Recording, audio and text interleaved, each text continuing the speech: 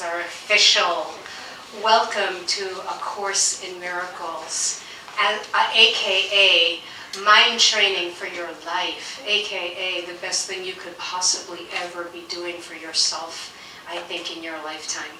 Because especially in our culture where we are rushing and moving and life is going so fast and there's so many influences and there's so many challenges happening all at once, to have a space where we consistently shift our minds, to have a place where we consistently come back to our own genius and our own love that we've completely forgotten about is amazing. And so we'll be practicing every single week, and the way that I teach A Course in Miracles is fairly different than a lot of Course in Miracles classes in the sense that I tend to do it a lot more experientially. And so for me, it's not so much about memorizing a principle or even, discussing, aka arguing over what a passage means. For me, I don't really care about the book, A Course in Miracles. I love it with all my heart. I revere this material with all my heart. But what I really, really care about is you having a miracle. That's what I care about. And part of having a miracle is, how do I listen to and receive others? Because there are far too many spiritual people or spiritually studying people that can memorize texts, that can quote texts, that are part of a religion, and are unkind to other human beings, and are unkind to themselves, right? And so A Course in Miracles, as I understand it, the way that I teach it, it's truly miraculous. It's literally undoing everything you've ever thought before. And not in a scary way, but in a way of saying, oh my God, the part of you that has always believed there's something more, the part of you that's always believed there's something else, the part of you that's always felt like there's another way to be, that part is right. And for most of us, we have to practice it consistently. So in this particular class, and also some of our virtual students taking it with us, there are many people who return. So if you're new, you might see that some people know each other. There are a lot of people who return because for me this is like yoga, or it's like aerobics. I wish that you could go to an aerobics class, and build a bicep once and go, thank God I'm done. Yay! Yay! I'm done. I got there. I got a bicep. I'm done. Right? But unfortunately, that's not how it works. And in fact, with aging, you have to work even harder sometimes, right? Well, it's the same thing with your mental status, particularly in a world that will constantly be influencing you in every single way to think in terms of fear. You don't even realize you're thinking in terms of fear, but it's what's for dinner. It's just the assumed thing. It's just normal, right? And so, again, what this practice is, it really is a practice of shifting. And so please don't ever beat yourself up of, here's what happens to many of us. We understand the principle, like we go, oh yes, I should be loving instead of fearful. That sounds good, right? The mind understands it immediately. That doesn't mean we can do a darn thing about it. Right? It doesn't mean, like I've had people that would tell me, Tama, I wish the miracle would last a little longer than your front doorstep, of like, I start going down those doorsteps and it's like, wow. Because there is something about this class, particularly the awesome human beings in this class and in this group. There is something that happens where it's transformative. There is something that happens where there's an energy when people are gathering for the same intentionality and we are practicing love together and we are practicing safety together. There's something that happens. And what happens for most of us is we hit a different state of consciousness. And in that different state of consciousness, you'll have different ideas. All of a sudden, new possibilities will be there, like, oh my God, what was I afraid of? I could do X, I could be Y, I'm going to be okay. When you're in a different state of consciousness, all your problems are solved. Then what happens is you lose touch with that state of consciousness, and all of a sudden it's like, it's almost like smoking a drug or something again, it's all of a sudden you're back to your ordinary thinking, and it's like, oh my God, what was I thinking? I'm aging. Oh my God, I do have this amount of money in the bank and not that amount, or I haven't met my lover yet, or whatever it is. And so keep in mind, part of what A Course in Miracles is, it's a way to shift our consciousness. Because if we shift our mindset, we have access to our creative minds, our amazing minds, this higher power that's in every single one of us, and all our problems are answered. But it's a practice, right? And by the way, when I say all our problems are answered, I don't mean that it's a path of resignation. I don't mean that it's like, well, your life is still crap, but you're thinking higher. Like, yay you, your life is still crappy, you still don't make any money, but you're thinking happy thoughts now, so it's okay. That's not what I'm saying. My mind has already gone there. My mind has questioned the material like, well, how do I know I'm not just doing that? Finding a sexy way to settle, But it's not that, because when I'm connected to my higher mind, I all of a sudden start acting differently. I start showing up differently. I start thinking differently. I start speaking to people differently. And then also, you'll see it, you start attracting different things that you wouldn't attract a normal way. And for me, the more I practice this material, the more I realize, oh my God, it is so hard to live life without this. It is, I don't know how people are getting through. I am barely getting through with it. I have no idea how people are getting through life without a deep, profound spiritual connection. I have no idea how people are doing it. Well, actually I do. It's Prozac, it's this, it's that, it's drinking, it's whatever.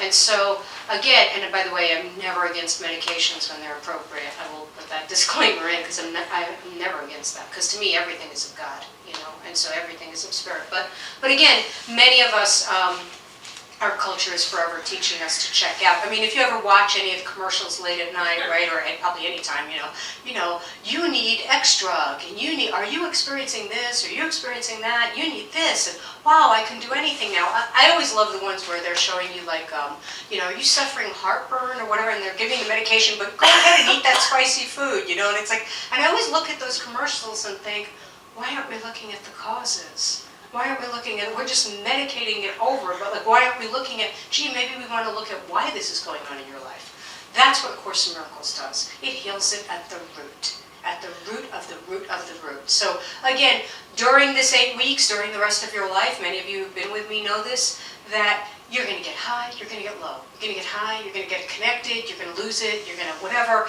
That's the practice. It doesn't mean you're doing it wrong. It does mean you're human. It does mean you're human, and some of you, you know who you are, as I'm staring at one beloved person in the room, have this desire to be perfect at it, and immediately do everything perfect, and to be, I always say, to be Jesus, before you're Jesus, or to be Gandhi before you're Gandhi. Let's be, again, we're training to be the highest version we could possibly be, but the way that we get to the highest version that we could possibly be is we love and accept who we are now. We love and accept and embrace who we are now, with our faltering, with our not faltering. So anyway, if you're new to the Course in Miracles, I'm just going to say a very quick thing, just as an overview. If you're interested in studying the book, which I think is a brilliant idea, and by the way, never be worried about coughing, ever. Don't ever hold it in, don't ever hold sneezes in, coughs in, just because you'll make it worse for yourself, and it's fine. And by the way, you're always welcome to go back into the kitchen and make tea or water or whatever. Make water, because that's how I know how to cook. That's what I know how to do. I can serve you water. That's what I am capable of. If Paul weren't here, we could have other things, but you're left to me, and water is what's available. Because that's how I roll. Bathroom is that way too, just so you know. What else was I going to tell you? I was just on the roll of something. What the heck was I saying before I distracted myself? You want to study the Course in Miracles? Thank you! If you want to study the Course in Miracles, if you want to read the book, which I highly, highly suggest. I'm going to say just a few quick things about that. First of all, if you don't know, I have written a book on A Course in Miracles. It's a small ebook. It's called A Course in Miracles for Life Ninjas. And it's just an ebook for $2.99 on Amazon. I wrote it as an overview of A Course in Miracles, just a simpler way. People always joke about how the Course in Miracles is translated into so many languages, but why don't they translate it into English? And so that was my attempt to give you 3 principles. So if you ever want to share that with somebody that you love that may or may not be that interested in this kind of material and might want a more practical way to approach it. So it's called The Course in Miracles for Life Ninjas. But The Course in Miracles itself book. That's what it is. It's a book. It's a book with a text, a workbook, a manual for teachers. For this particular class, I never require that you read it or even that you buy it. If I want you to go as far into it as you'd like, as far into it as you'd like, or as little into it as you like, right? It's kind of up to you, whatever you want to do. You might want cushions for that, or there's a place on the couch, or sorry, there's not a place on the couch. So again, don't ever feel guilty. You know, read as much as you like or not as much. When people ask me, well, how should I begin? A Course in Miracles is this path. Hello, beautiful. Sorry, I'm so distracted. But A Course in Miracles is this path of really, it says that it is one path of many by which some people will access their own inner authority. It is one path of many by which some people will access their own inner authority. That's what this material is about. It's about accessing your inner authority. You have an answer in every single situation. We are learning how to listen to that inner authority. So likewise, when you're studying the Course in Miracles, you might want to follow your inner authority, right? Like if the text is not your thing, don't do the text, right? If the text is your thing, do the text, right? So you might look at it. What I always suggest, personally, I like the workbook. I thought the workbook was an easier way to approach it. It's a lesson a day. It's just one concept a day. So if you're wanting to go deeper into the course, maybe start with the workbook. And likewise in this group, or if you're joining me virtually, you can always write to me and ask me. But anything that's, maybe you read something that wasn't what we were talking about. You read something and you thought, wow, I have no idea what the hell that said, or I have no idea what that means. You can ask it anytime. That's what this group is for. So just wanted to mention that. Tonight, our first night, the introductory night, is always slightly different than any of the other classes, because what we'll do is we'll go around and we'll have each person introduce themselves a little bit and who they are and why they're here. And I want to say something about that, and I particularly want to say to our virtual community, because a lot of times people start feeling like, oh, it's a support group. Oh, yeah, I thought I was gonna learn the Course in Miracles. You know, they're just talking about their lives. And it's like, yes, we are talking about our lives, because that is, for me, how you learn A Course in Miracles. So what I'm going to ask you to think about is when people are sharing, this is the teaching. How you listen to somebody, what you hear, is the teaching. Because what happens is, for me, I know it's much easier to see where someone's coming from fear or where someone's coming from love in someone else's life. It's so much easier to see it in their life. It's so much harder in our own, right? And we all learn so much from each other. So the way that I like to teach, because for me it's really enlivening, is I deeply believed that we set this miraculous space together, and we invite the Holy Spirit into the room. We invite that energized, creative, highest spirit into the room. And this conversation goes wherever it needs to go, that we don't control it. So I'm teaching A Course in Miracles in the way that ideally we live it, which is that we trust that inner voice. So again, but let's keep that in mind as we are sharing. This is a support group of the highest order, because we are here to support each other in the most amazing love possible. But it's not your typical group, right? We're not here to go, oh my God, you have that problem? Oh my God, that's horrible, right? That's not what we're here to do. You have the internet for that, you know? Like, there's a million resources for that kind of support. We are here to be miracle workers for one another. We are here to be miracle workers for another. Do not discount the power of your gorgeous mind to make a difference. You know, people always say to me, oh my God, Tama, I feel so much better once I get into your house. I gotta tell you, I feel so much better once you get into my house. I do, you know, so it's not the house, it's us, right? And there is something that happens when like minds are sharing and joining and holding that space together, because we are co-creating a collective reality. What happens is, in everyday reality, we're walking around in the world and we're part of that collective reality. This is a self-selected, intentional creation of a different reality. We're going to hold a different way to see everything. So when I decided to teach A Course in Miracles many, many years ago, I decided that more than anything what I wanted to do was to create a space that was the safest place on earth. To create a space that you could be in any mood, that you could be anywhere, that you could be elated and your life could be taking off, or you could be struggling, or you could be numb, or you could be anywhere, and you were welcome here. Because that's what A Course in Miracles ultimately is. A miracle worker is, we don't see the limitation. We don't judge you by the limitation. We hold what you really are. And in our love, everything else melts. Right? So I never wanted to create a group where you always had to feel like, oh, I have to be miraculous. I have to say positive, loving things. I went to A Course in Miracles group years ago, and I just felt so defective because everybody was talking about seeing the light, and I'm thinking, oh my God, I'm so much more screwed up than I thought, because they're all talking about the light and the love, and everything was love, and I'm like, oh my God, and so there's nothing wrong with that. It just wasn't. It didn't heal me, right? And so A Course in Miracles talks about that what we are here to do is to undo the blocks to the awareness of love's presence. To undo the blocks to the awareness of love's presence. And what that means is that love is always present. The miracle is always present. You couldn't be in a better situation if you tried. Couldn't be in a better situation. But you may have a block, not to your life. You're not being blocked in your life. A block to your awareness, right? It's not that your life is messed up. Your awareness is messed up, right? And so that's what we're shifting. So that's what we're going to play around with. So ideally, when you are listening to somebody else, I want you holding that presence. That's what we're doing. We're practicing holding that presence for whoever's speaking, including yourself, God forbid, of wherever you are, that we're holding that presence of safety and non-judgment. Because the main message of A Course in Miracles is, I cannot hear guidance if I'm hearing judgment.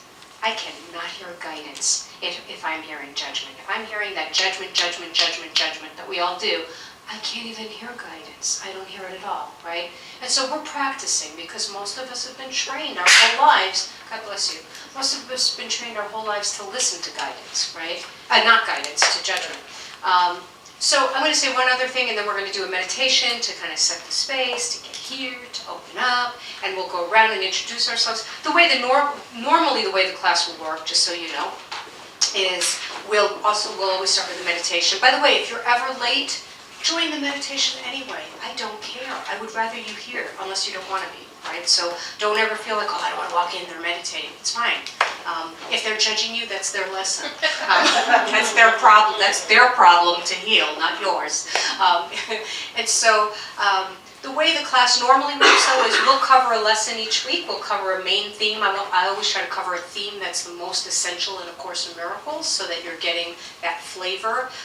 We'll discuss it a little bit as a group, but then we'll do a lot of one-on-one work. Like we'll break up into little groups of twosomes or threesomes, so that you have more intimate conversation and you get to know people, and we get to practice together. So it's really wonderful that way. The first night's the only night that's different because we just go around and introduce ourselves. So the other thing I want to say before we do meditation, because I thought about what I wanted tonight's class to be about.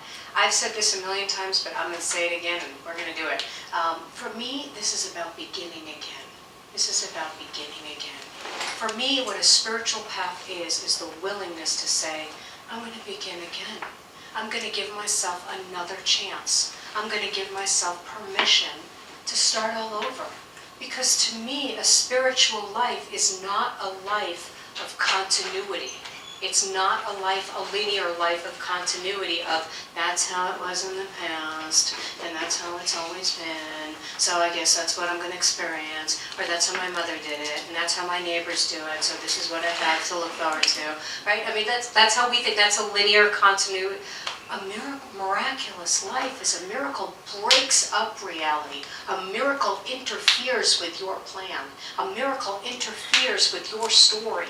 A miracle interferes is an interruption of the way that we normally think. And for me, every single time I ask for help or I meditate or I have to ask my spirit to come to me again, I always have to be willing to say, I'm willing to hear my spirit in a different way, in a new way. I'm willing to wake up. I'm willing to have something happen that's never happened before. Because my mind is tired. My mind will go, oh, I know how this is. I can't meditate, you know, and I can teach A Course in Miracles, but I can't meditate. I mean, like this, my mind will go on and on and on and on. And I have to remember, my mind is lying to me. Your mind is lying to you. Your limited mind is constantly lying to you, telling you what's possible, what's not possible. Your spirit, your heart, your love can awaken and shake up everything. So that's what we're playing with, is the willingness to begin all over, to begin again wherever you are in your life, to open up to, I'm willing to open up to something astonishing in me. And I'm also willing to not judge what that is, or not judge the form of it, or judge the timing of it. So, sound good? Does that sound good to everybody? Cool.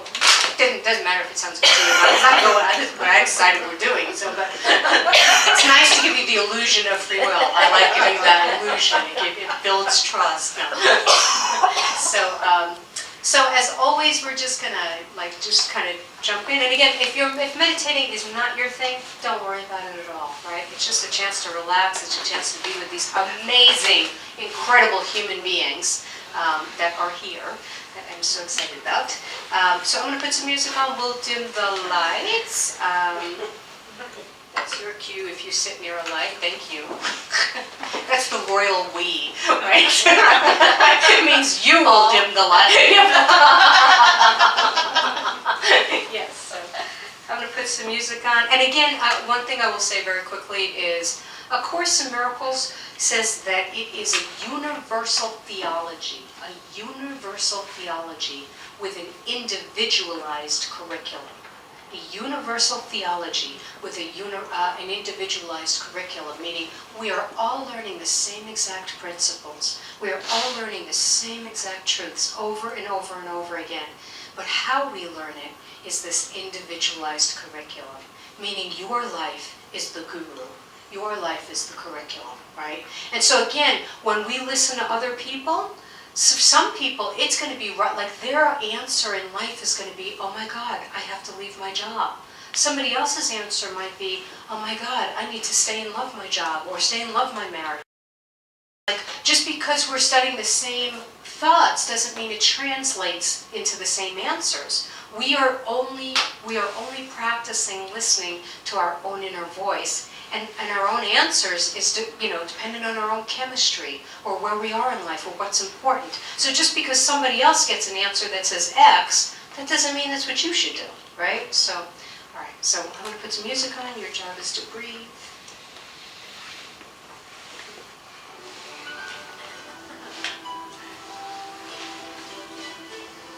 So we're going to start by taking some deep holy breaths.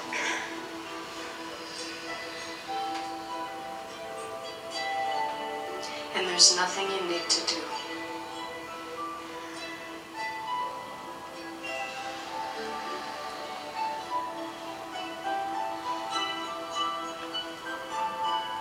And if you will, you might just begin by taking a deep core breath all the way in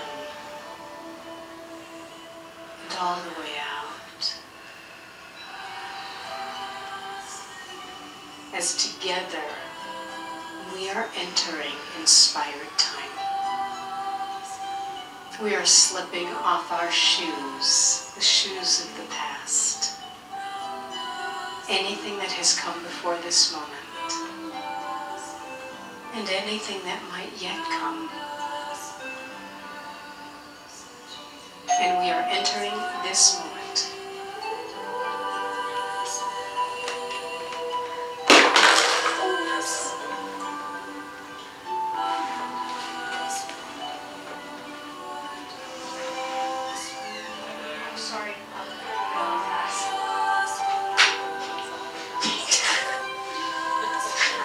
A story for his wife. Oh my God, they were so weird.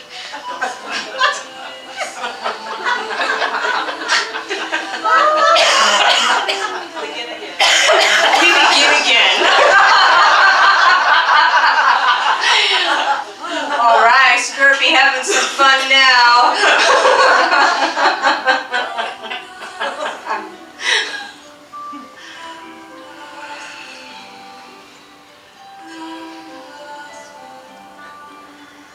once again we are breathing into the beingness of all that you are.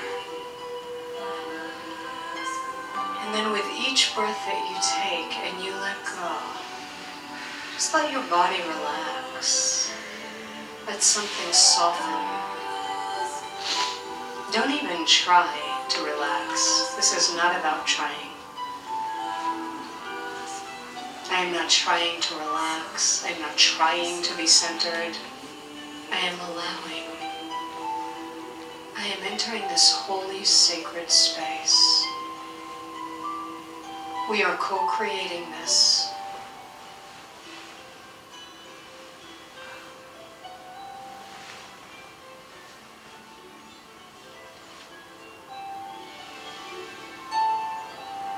And together we know that each breath is connecting us to ourselves and to the inspired mind within us that is connected to each other and to all of us who are practicing anywhere in the world.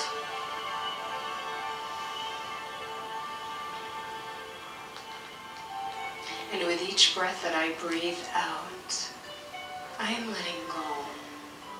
I am letting go. I am letting go. I am letting be. I am letting go.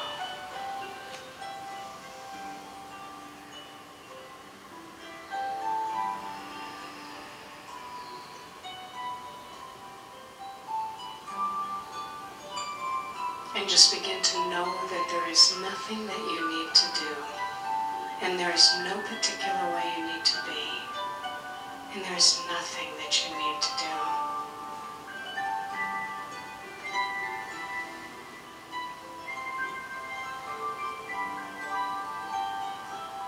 And as I breathe in, I breathe into my grace, the infinite part within me, the infinite wholeness, the infinite love, the infinite mercy.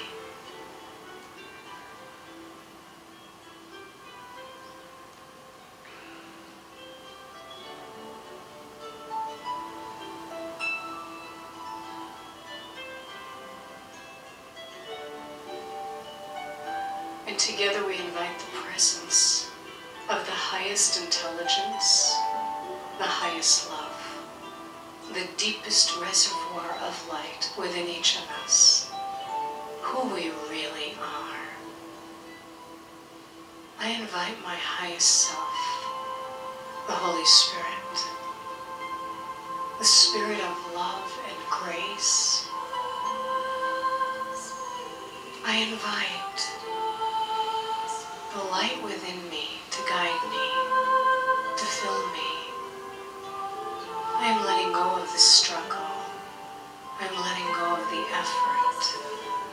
If even for a moment, I am letting go. I am leaning back into myself.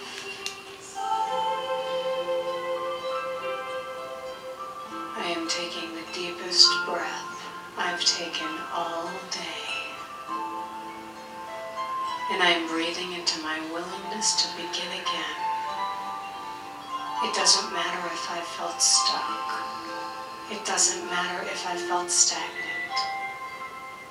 It doesn't matter if I feel overwhelmed. It doesn't matter. There is that which is within me that knows my way. There is a higher power, and I am plugging in. And so for a moment more, I am just allowing this space to be whatever it is, and whatever it is not.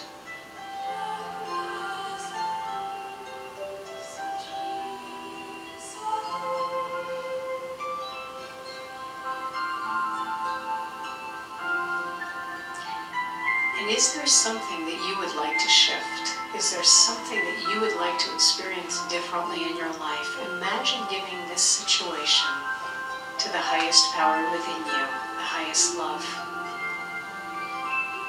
I am willing to see this differently. I'm willing to experience experience this anew. I am willing to begin again.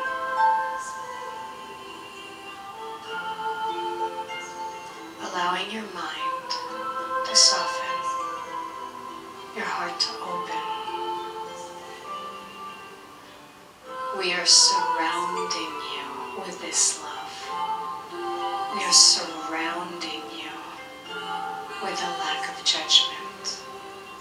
It is safe to be wherever you are. We want all of you, wherever you are.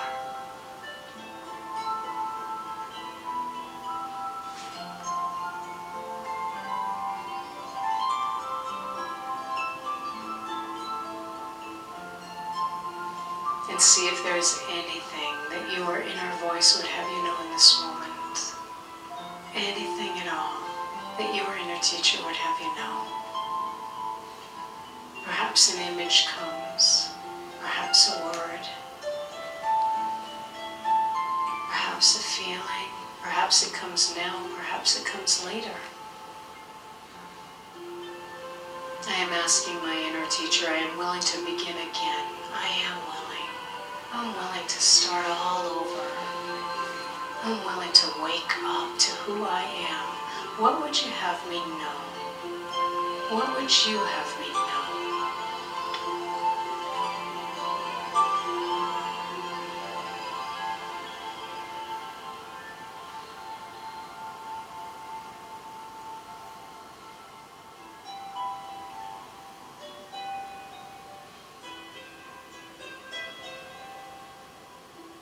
And for a moment more, we also hold the highest thought of love, acceptance, and strength and power for everyone here and everyone listening.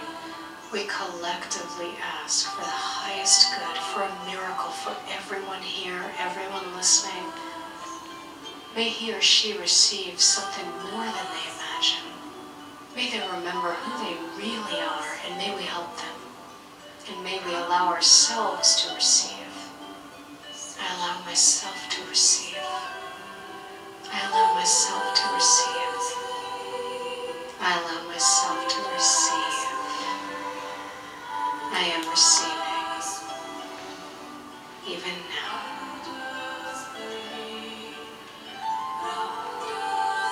And then as you feel ready, and in your own right time,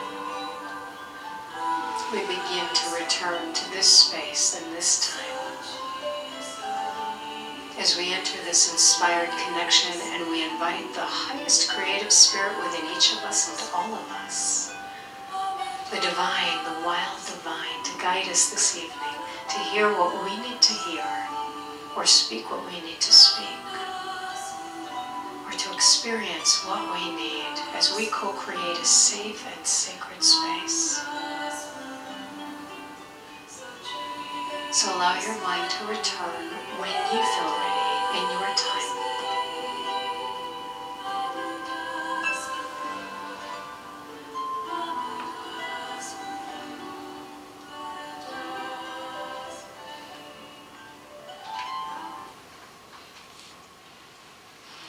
Thank you.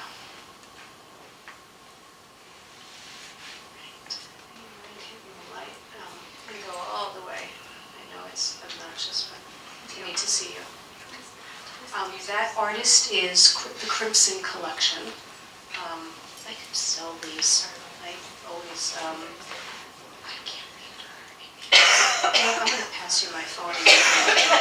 Yes, I'm going to get distracted by that. So what I want to do is I want to just start going around and maybe just sharing just quickly our name, a little bit, like what I always like to do for this first class is to decide, like, if I'm setting an intention for this experience for the next 8 weeks, what my intention be, right? What might intention be? And then what I do always is I kind of use this because the way that I teach is I like to teach whatever's in the room, right? So like whatever's going on for anybody, I'm gonna, use the course for that. And so I'll kind of like everybody who speaks, I'll kind of talk a little bit about a course principle that applies or relates or that kind of thing. So it's kind of an overall intro to that. Thank you. So somebody like to start? Somebody like to start? Thank you. Sure. Jen, I've been here now for about a year and a half. Probably a lifer. I I think my intention for this class is to continue to trust. I mean, that's really a big thing that I'm still working on and probably will be forever. And to be a little bit more, not little, just to love more freely in general and not have weird societal boundaries on when it's acceptable to love and not love people.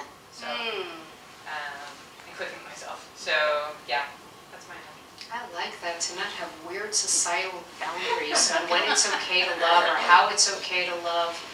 You know, and you said something really significant too, like to love a little bit more freely or whatever. And like the Course in Miracles is all about that. It's really about everything is either love or fear, right? So we're either, and what that means basically is my heart's either open or it's closed.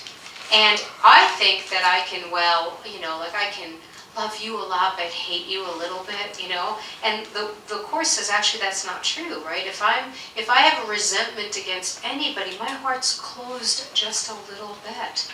And so there's no way I can totally love you because my heart's closed a little bit. So this is a path constantly of healing, of learning how to open our hearts. And it doesn't mean you have to do it all at once. And again, it'll just happen gradually.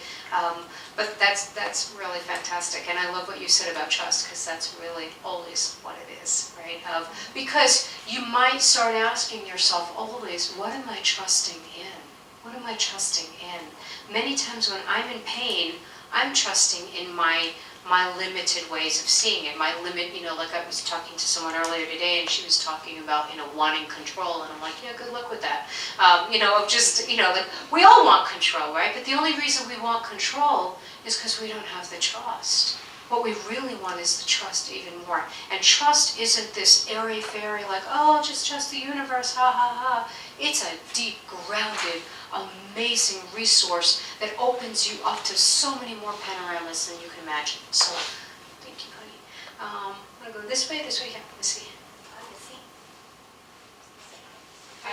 I miss it. It works if you work it, keep working it. Oh, that's right, that's a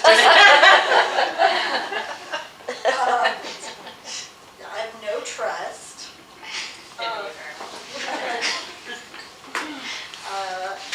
My intention is to just accept me and my moods more. Ooh, accept me and my moods more. I like that. Yeah, I've just had a lot of depression lately. And it's gotten better, but it's like, I just like keep fighting myself to get out of it. It's like, ooh, maybe that's the problem. I can't fight myself anymore. Wow. I'm going to repeat what you said just because you're speaking softly and people might not hear it as well. But saying that she's been fighting depression at different times and fighting her moods and that not accepting herself, and that also maybe realizing that maybe that's what part of this is maybe about I can't fight myself anymore. Wow. Wouldn't that be nice?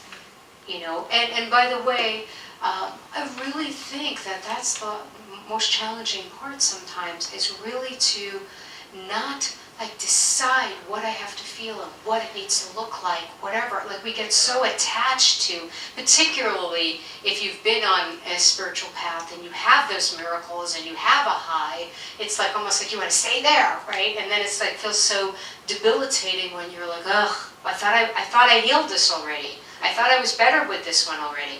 And again, it's a constant practice. It's the same thing, like I said, it's like going to the gym.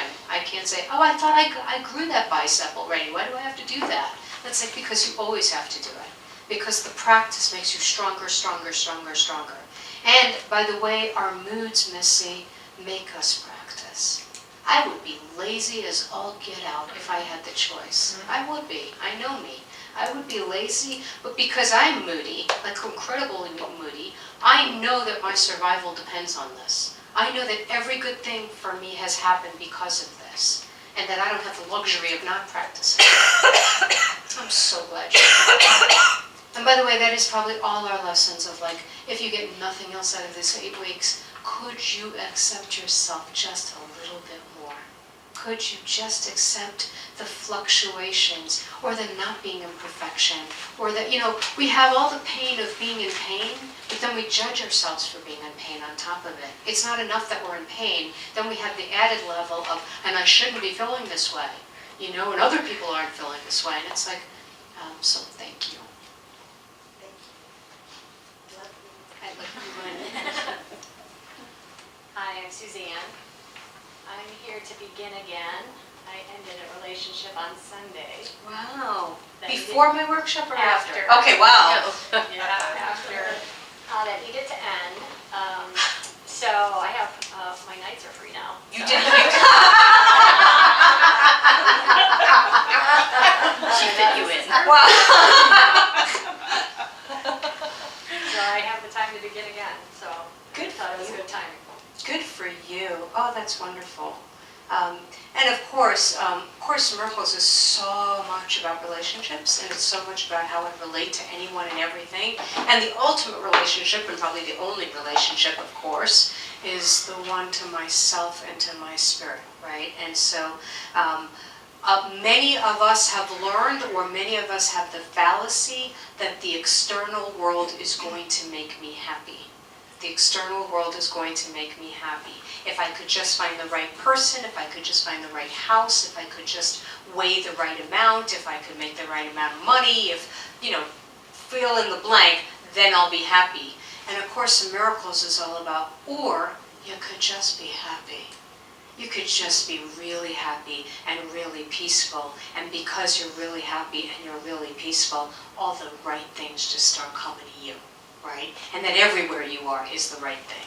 And again, for most of us, that takes practice and focus. So what made you see that? Or was that in the works beforehand? Or? There was something there, and then he told me he was seeing somebody else. So. Oh, that's always a good Yes. clue. So that was, but I knew something was up, and so I went with the intention of having an honest conversation, and we did. We had an honest conversation. He wanted to juggle both of us, and so I said, no, thank you. Mhm. And I said goodbye. Mhm. So, Good for you. yeah, I'm like, Well, hello to Right. us. Yes. Yay. Glad you were here. Our game. Thank you. Hi, I'm Katie, and I don't even know. Do you guys remember Katie? Yeah. Of course, yeah. So it's been, I had I always got her mixed up with Nicole for some reason. Remember? yes, yeah. Yeah. But Nicole which is was such a pregnant. compliment. Yeah, Nicole wasn't pregnant, so that was good. Right. Yes. So Oh, I that's mean, right. it's a miracle I that forgot. I'm here. Yeah, I have, so there's a thing to like having 2 babies under 2 years old. That's what I have right now. And the newest one is 5 months old. So like the fact that I'm here is a miracle, and I feel like I'm on vacation. It's like I can't believe it. But the reason that I'm here and the intention that I have is something I've struggled with since well before the first time I came a year and a half ago. 3 years about is right when it's my career, it's my vocation, and it's what I feel like I want to give in this world. And I'm so excited to go back to work. I have had a very long maternity leave, and I go back soon. And I was so excited to go back to something differently, and it hasn't panned out the way that I wanted to. A couple of these little miracle carrots came out, and I was like, oh, that's my miracle. Oh, while I was like right Miracle after I gave carrots. birth. Yeah, like hanging in front of me, and they didn't pan out yet. And I'm having a hard time. I'm judging myself a lot for that. So I guess my intention is very similar to trust and to allow the way things are. But I think trust is big for that. Yes. And some of I think the most challenging thing sometimes is to have a desire, to let yourself have a big desire, to let yourself allow that, and then to not have it happen the way that you think it's going to happen, or the timing, or the whatever. And the challenge is, can you keep that desire alive anyway? That you don't write off the desire, and that you don't close your heart and go, well, I guess that's not happening. I guess it's never going to happen. And or maybe it is already happening, but it's happening in ways we can't imagine. Because keep in mind, one of the things I see constantly in this work, and as many of you know, I do a lot of work with people finding their calling and finding their passion, and one of the things I see constantly is the work that ends up happening is not so much how do we find your passion, as much as how do we find what's in the way of it.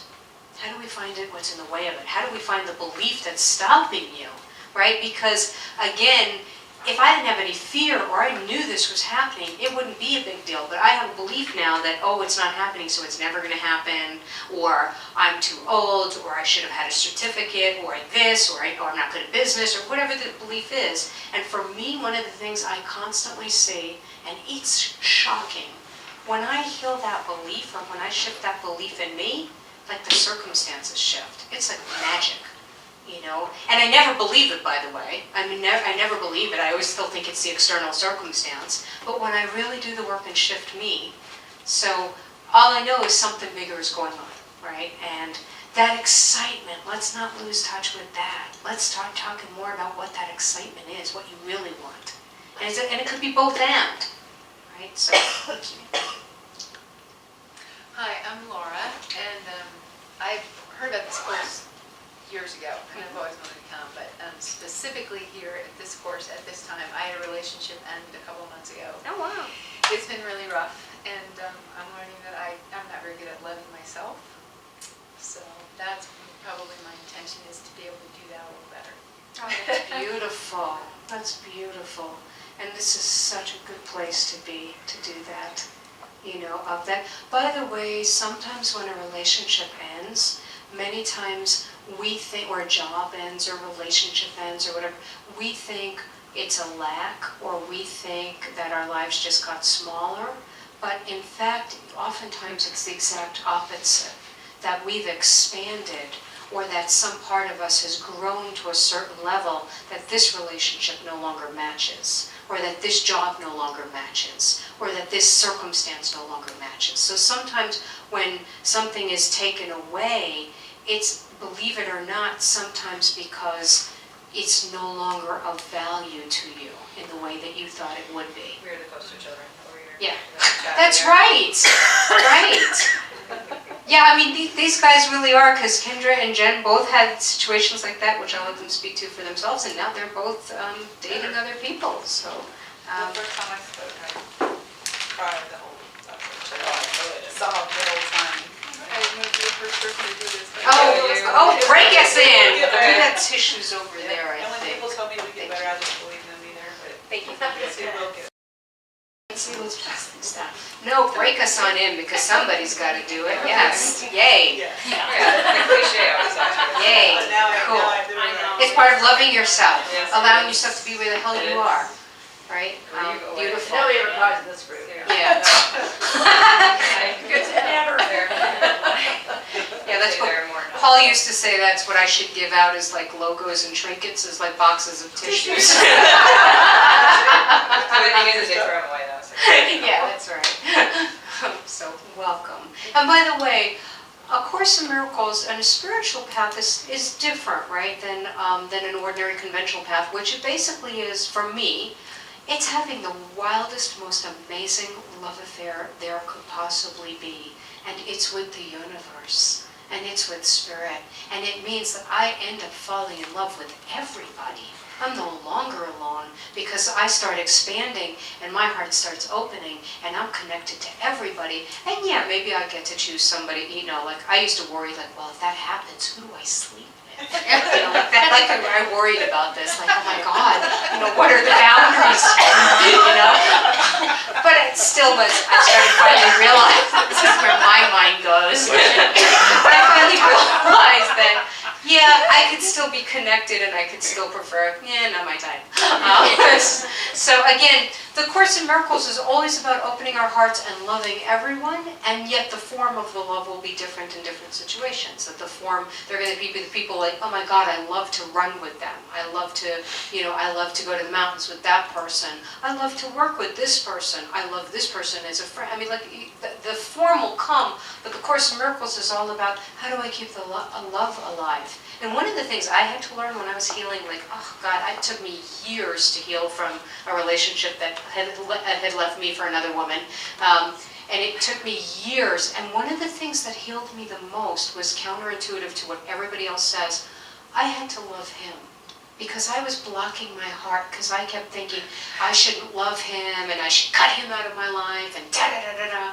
But it was cutting my heart off, And when I finally admitted, I'm always going to love him. There was an incredible love there. I am always going to be grateful for that love. It's no longer appropriate. But, when I finally allowed myself to love him instead of close off and hate that person, then I could love other people. So, thank you. Wow. My name is Crystal, and I'll try not to burst into tears, because They're right there. I could feel sobs going on just listening to some of this. This is my first time here. Obviously, I've heard of the course before and had toyed with it and have connected with Tama. She doesn't know that, but had seen some of her stuff online and, and listened to something that she had done once. And I'm just in a big transition in my life right now. Both I recently lost my job, and that's okay, although there are parts of me I was very tied into. It was very much who I was. It was my ego, So there's still days where there's that piece, and I have a gift right now where I don't have to go back to work right away. I mean, I have some resources available to me, and I have a little freedom, and I have a new business with my sister that I started a year and a half ago. So there are lots of things and lots of opportunities, and for me, this is about settling in with what is it I really want to do in my life, because I like to do a lot of things. I have a lot of interests. I have a lot of gifts that I could go out and earn a living doing, but I have some thoughts on what really draws me, and I'd really like to make that decision right this time, because I feel like I'm tied into the corporate world and was the good girl and did all the things that you're supposed to do growing up, and None of us relate to that, I'm Yeah. sure. Nobody's relating to that. Yeah, and then just, personal relationships as well. I'm not really very good with men, so I don't pick good men. So, where would you like to start?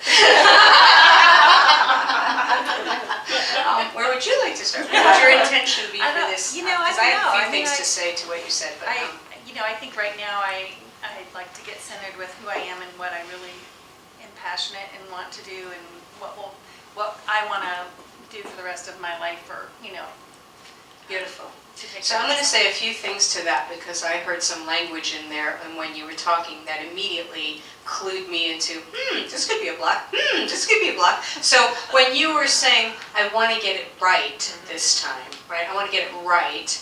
That, immediately, I think part of us clenches up, right? Like, you better get it right, or else. Because you're capable of getting it wrong, right? And you're not. Like, I want to take that, so again, part of what we practice here in A Course in Miracles in this particular class, that hopefully you're going to practice in your life, is how do I create a safe space for me?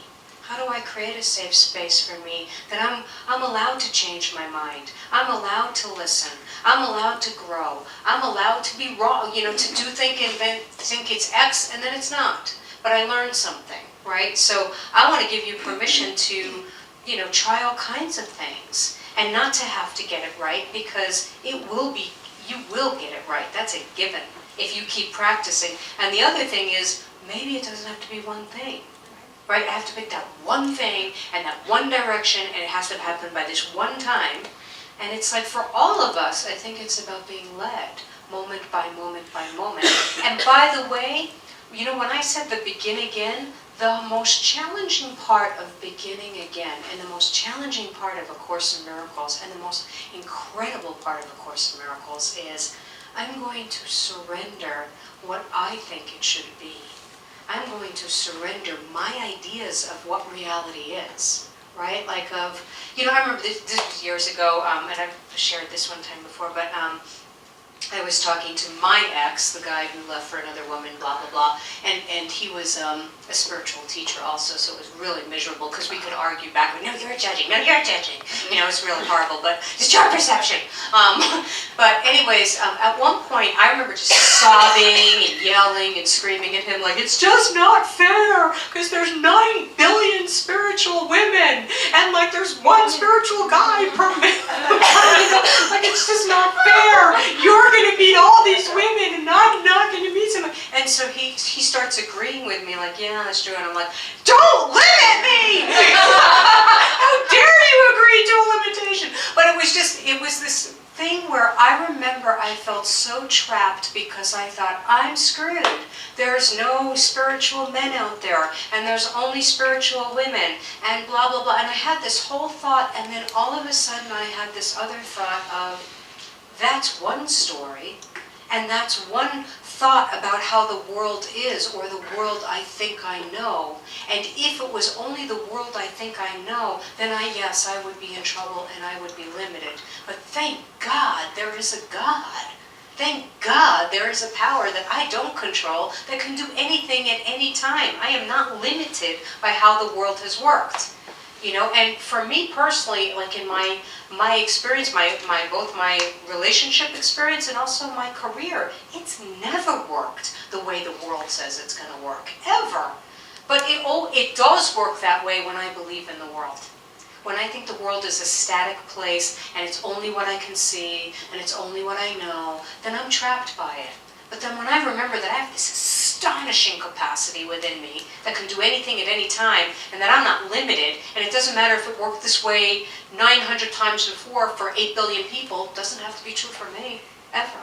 It doesn't have to be true. So again, let's open those parameters that you have no idea how this could happen. So, yay, thank you.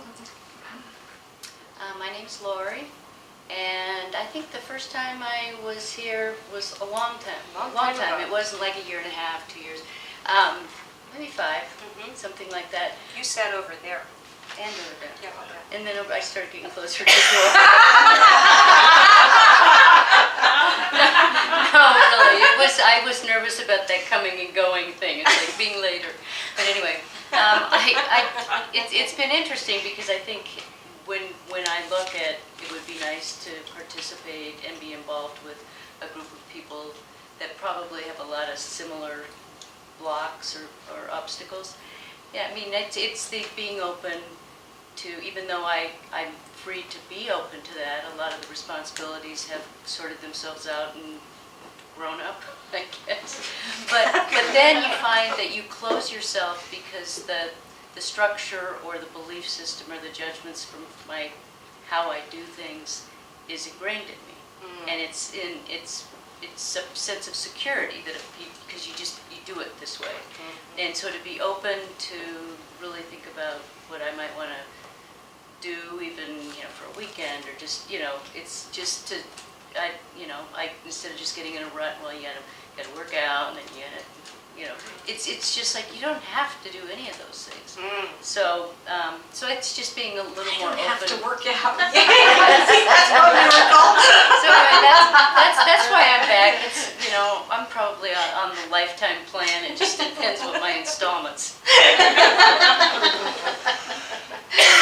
Awesome. But I love what you said because it's true. We define what we think security is. We define what we think. We think security is having a plan. We think security is having a strategy. We think security is being, quote, safe and responsible, or doing what we're supposed to do, or what society will tell you what to do.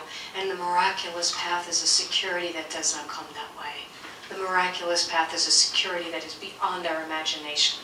Right? And so, again, we practice it in little bits, right? We experience. The one thing that is so beautiful, that I find so beautiful about this path, is that it is an individualized curriculum where you are working with your inner voice. So there's going to be some daredevils in the class that say, oh my God, I surrendered everything, I jumped, I walked out of my career, I walked out of whatever. And that's going to be what's right for them and who they are. Some of us are going to be like, wow, I thought a positive thought on a Wednesday. That's what I did, and again, that's the beautiful thing, is that at least for me, my inner teacher has worked with me my way, right? It's worked with me my way. I tend to be a timid person, and I tend to do it gradually, so I do it gradually, right? I don't have to forgive Hitler the first time I read about, forgiveness, right? Like I always say, let's forgive the 7-Eleven clerk first. Let's start with safer things before we jump into the whole thing, right? So again, maybe we're questioning what we define as security. So, thank you. My intention these 8 weeks, I was thinking about it, is I have been growing a little bit of I've been talking a lot about hiring, and it really has dawned on me like this terrifying thought that like, oh my God, to really grow to this next level in my business and as an organization or whatever, it's not of me, and that's terrifying. It's also exciting, like I feel like I've hit the limit of what I can do, and I have finally realized that, wow, this isn't of me, and that for me to grow to this next level, I have to trust other people. Ew. I hate that part. Really strong. I have to trust other people, and I have to trust that, like, I can't make this happen. I literally cannot make this happen at all. And so it's just the willingness that everybody else said trust. I mean, it's like a bigger level of trust, like, wow, this isn't up to me, And so that's what I'm working with a little bit more of. Like, in some ways it feels like a great relief, and then it also feels terrifying, like, oh my God, like I'm moving into territory that I have no idea how to do. I've never been here before. This is new, so that's my intention, is to trust that and not whine too much about it. That would be the other intention. So thanks. I'm Tara, and I think I've been coming for over 4 years. I've been really doing some heavy individualized coaching with Tama for the past 2 years. But I think it was in this room maybe 4 years ago where I actually shared an intent, and it all really came true. So I feel like I needed to kind of come back to get to the space of co-creation and just speaking truth and trusting in myself and allowing, so that I wouldn't lose sight of all the gifts and miracles that I have experienced way beyond my belief. I know. Isn't that amazing? Can you imagine? Because I remember you sat in different, but you were there one night. I remember that, right? And and like if you could look at her, and if you could tell her what your life is now, she would shit.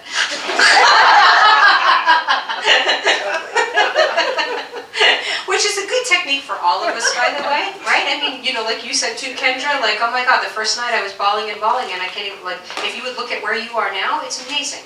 And most of us don't look at where we are now, we look at where we're not. Yeah, I know, yeah, that's true, that happened, yeah, but, this hasn't happened, and that hasn't happened, and I'm not there yet, or whatever. And to your point, Tara, of, one of the things that I know as a teacher that I see all the time is a lot of people will sign up for Course in Miracles in the beginning, either out of just curiosity, or sometimes because something is painful in their lives, right? Like there's a pain in their lives, or something's going on, and it's like, okay, I'm open to anything now because I'm miserable. And then what happens is we start to shift, and we start to experience, and we start to grow, and life gets good, and we think, oh good, I'm done. I'm good now, thanks so much. And I used to have a Course in Miracles friend that she used to say, when your life is going good, study harder. Study harder, study more.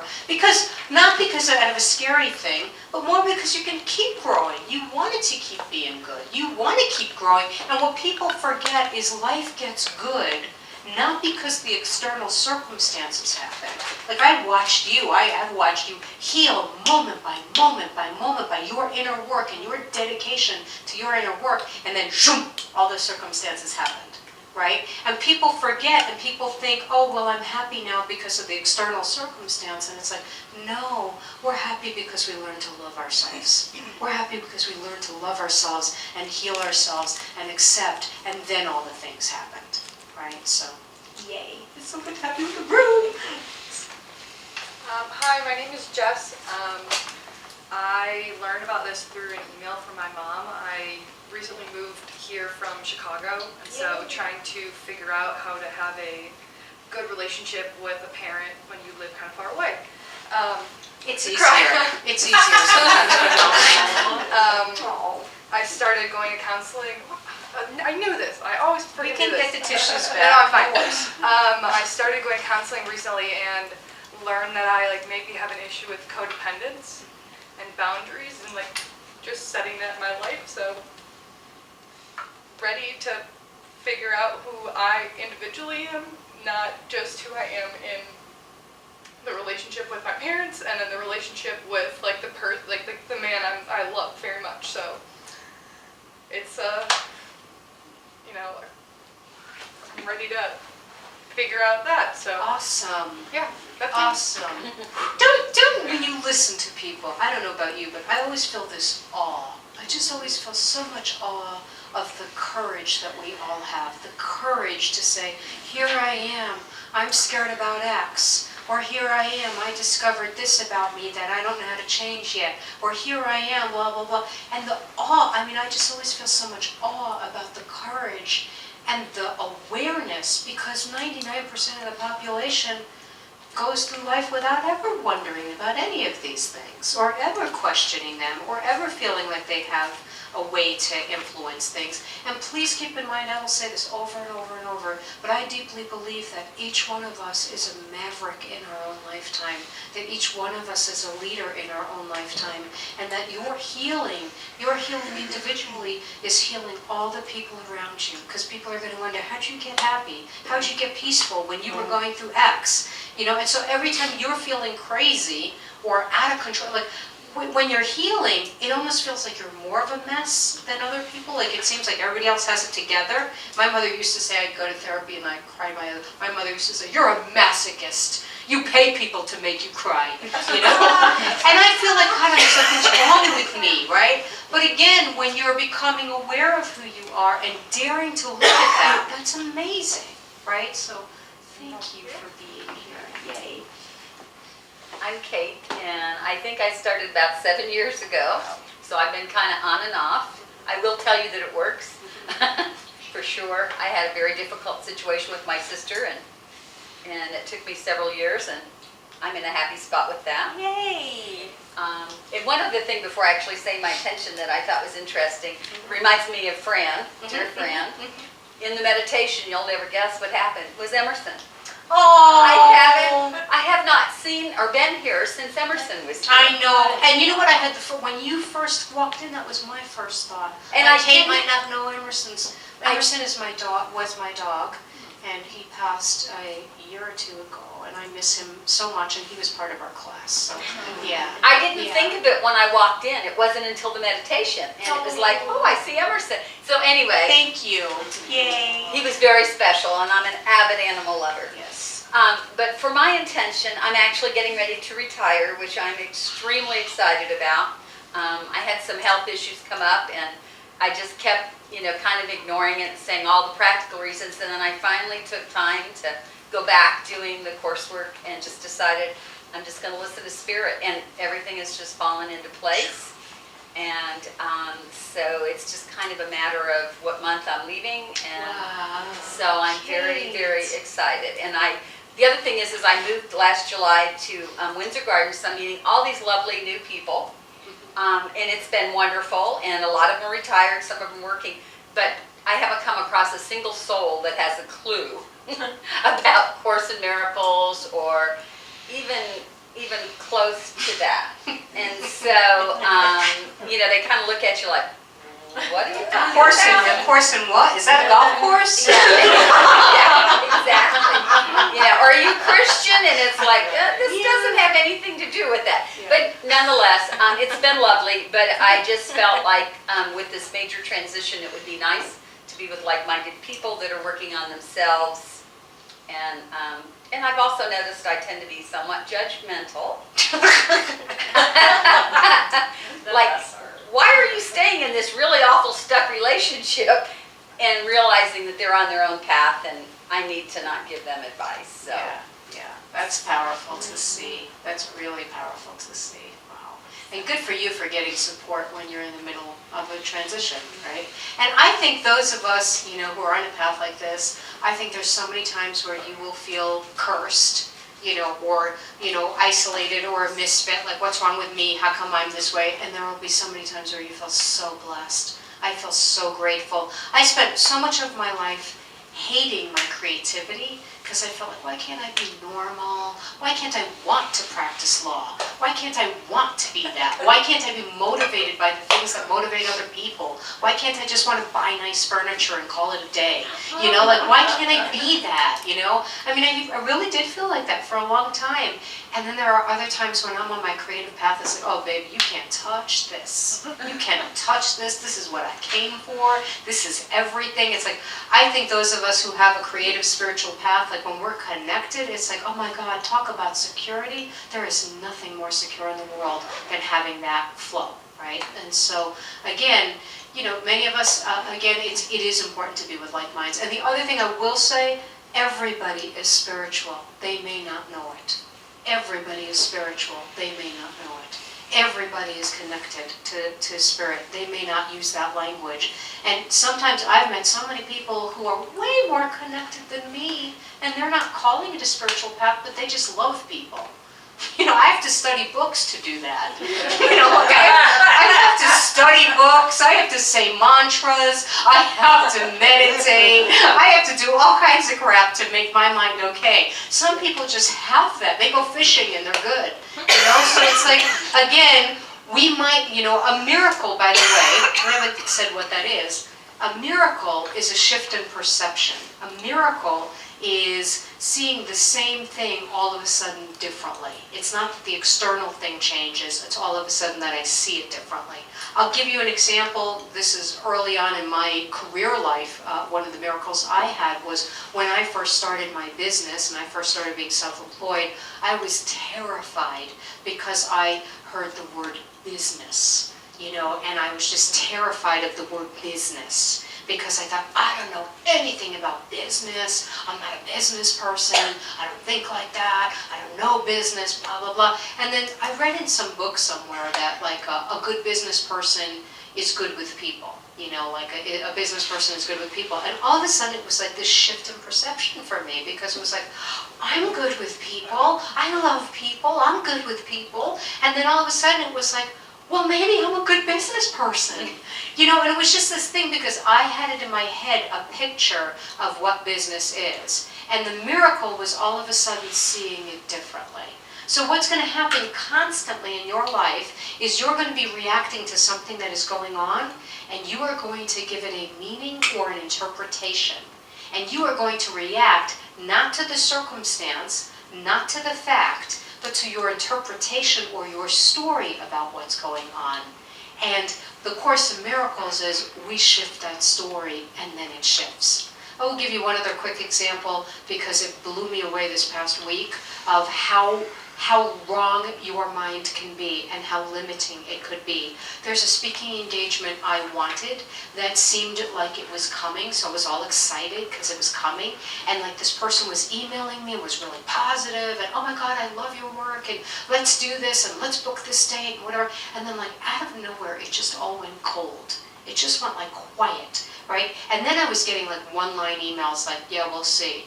Da-da-da. I mean, it was all of a sudden oh my God, who's this person? And then there were no emails. She wasn't even answering the emails. And it was just so bizarre.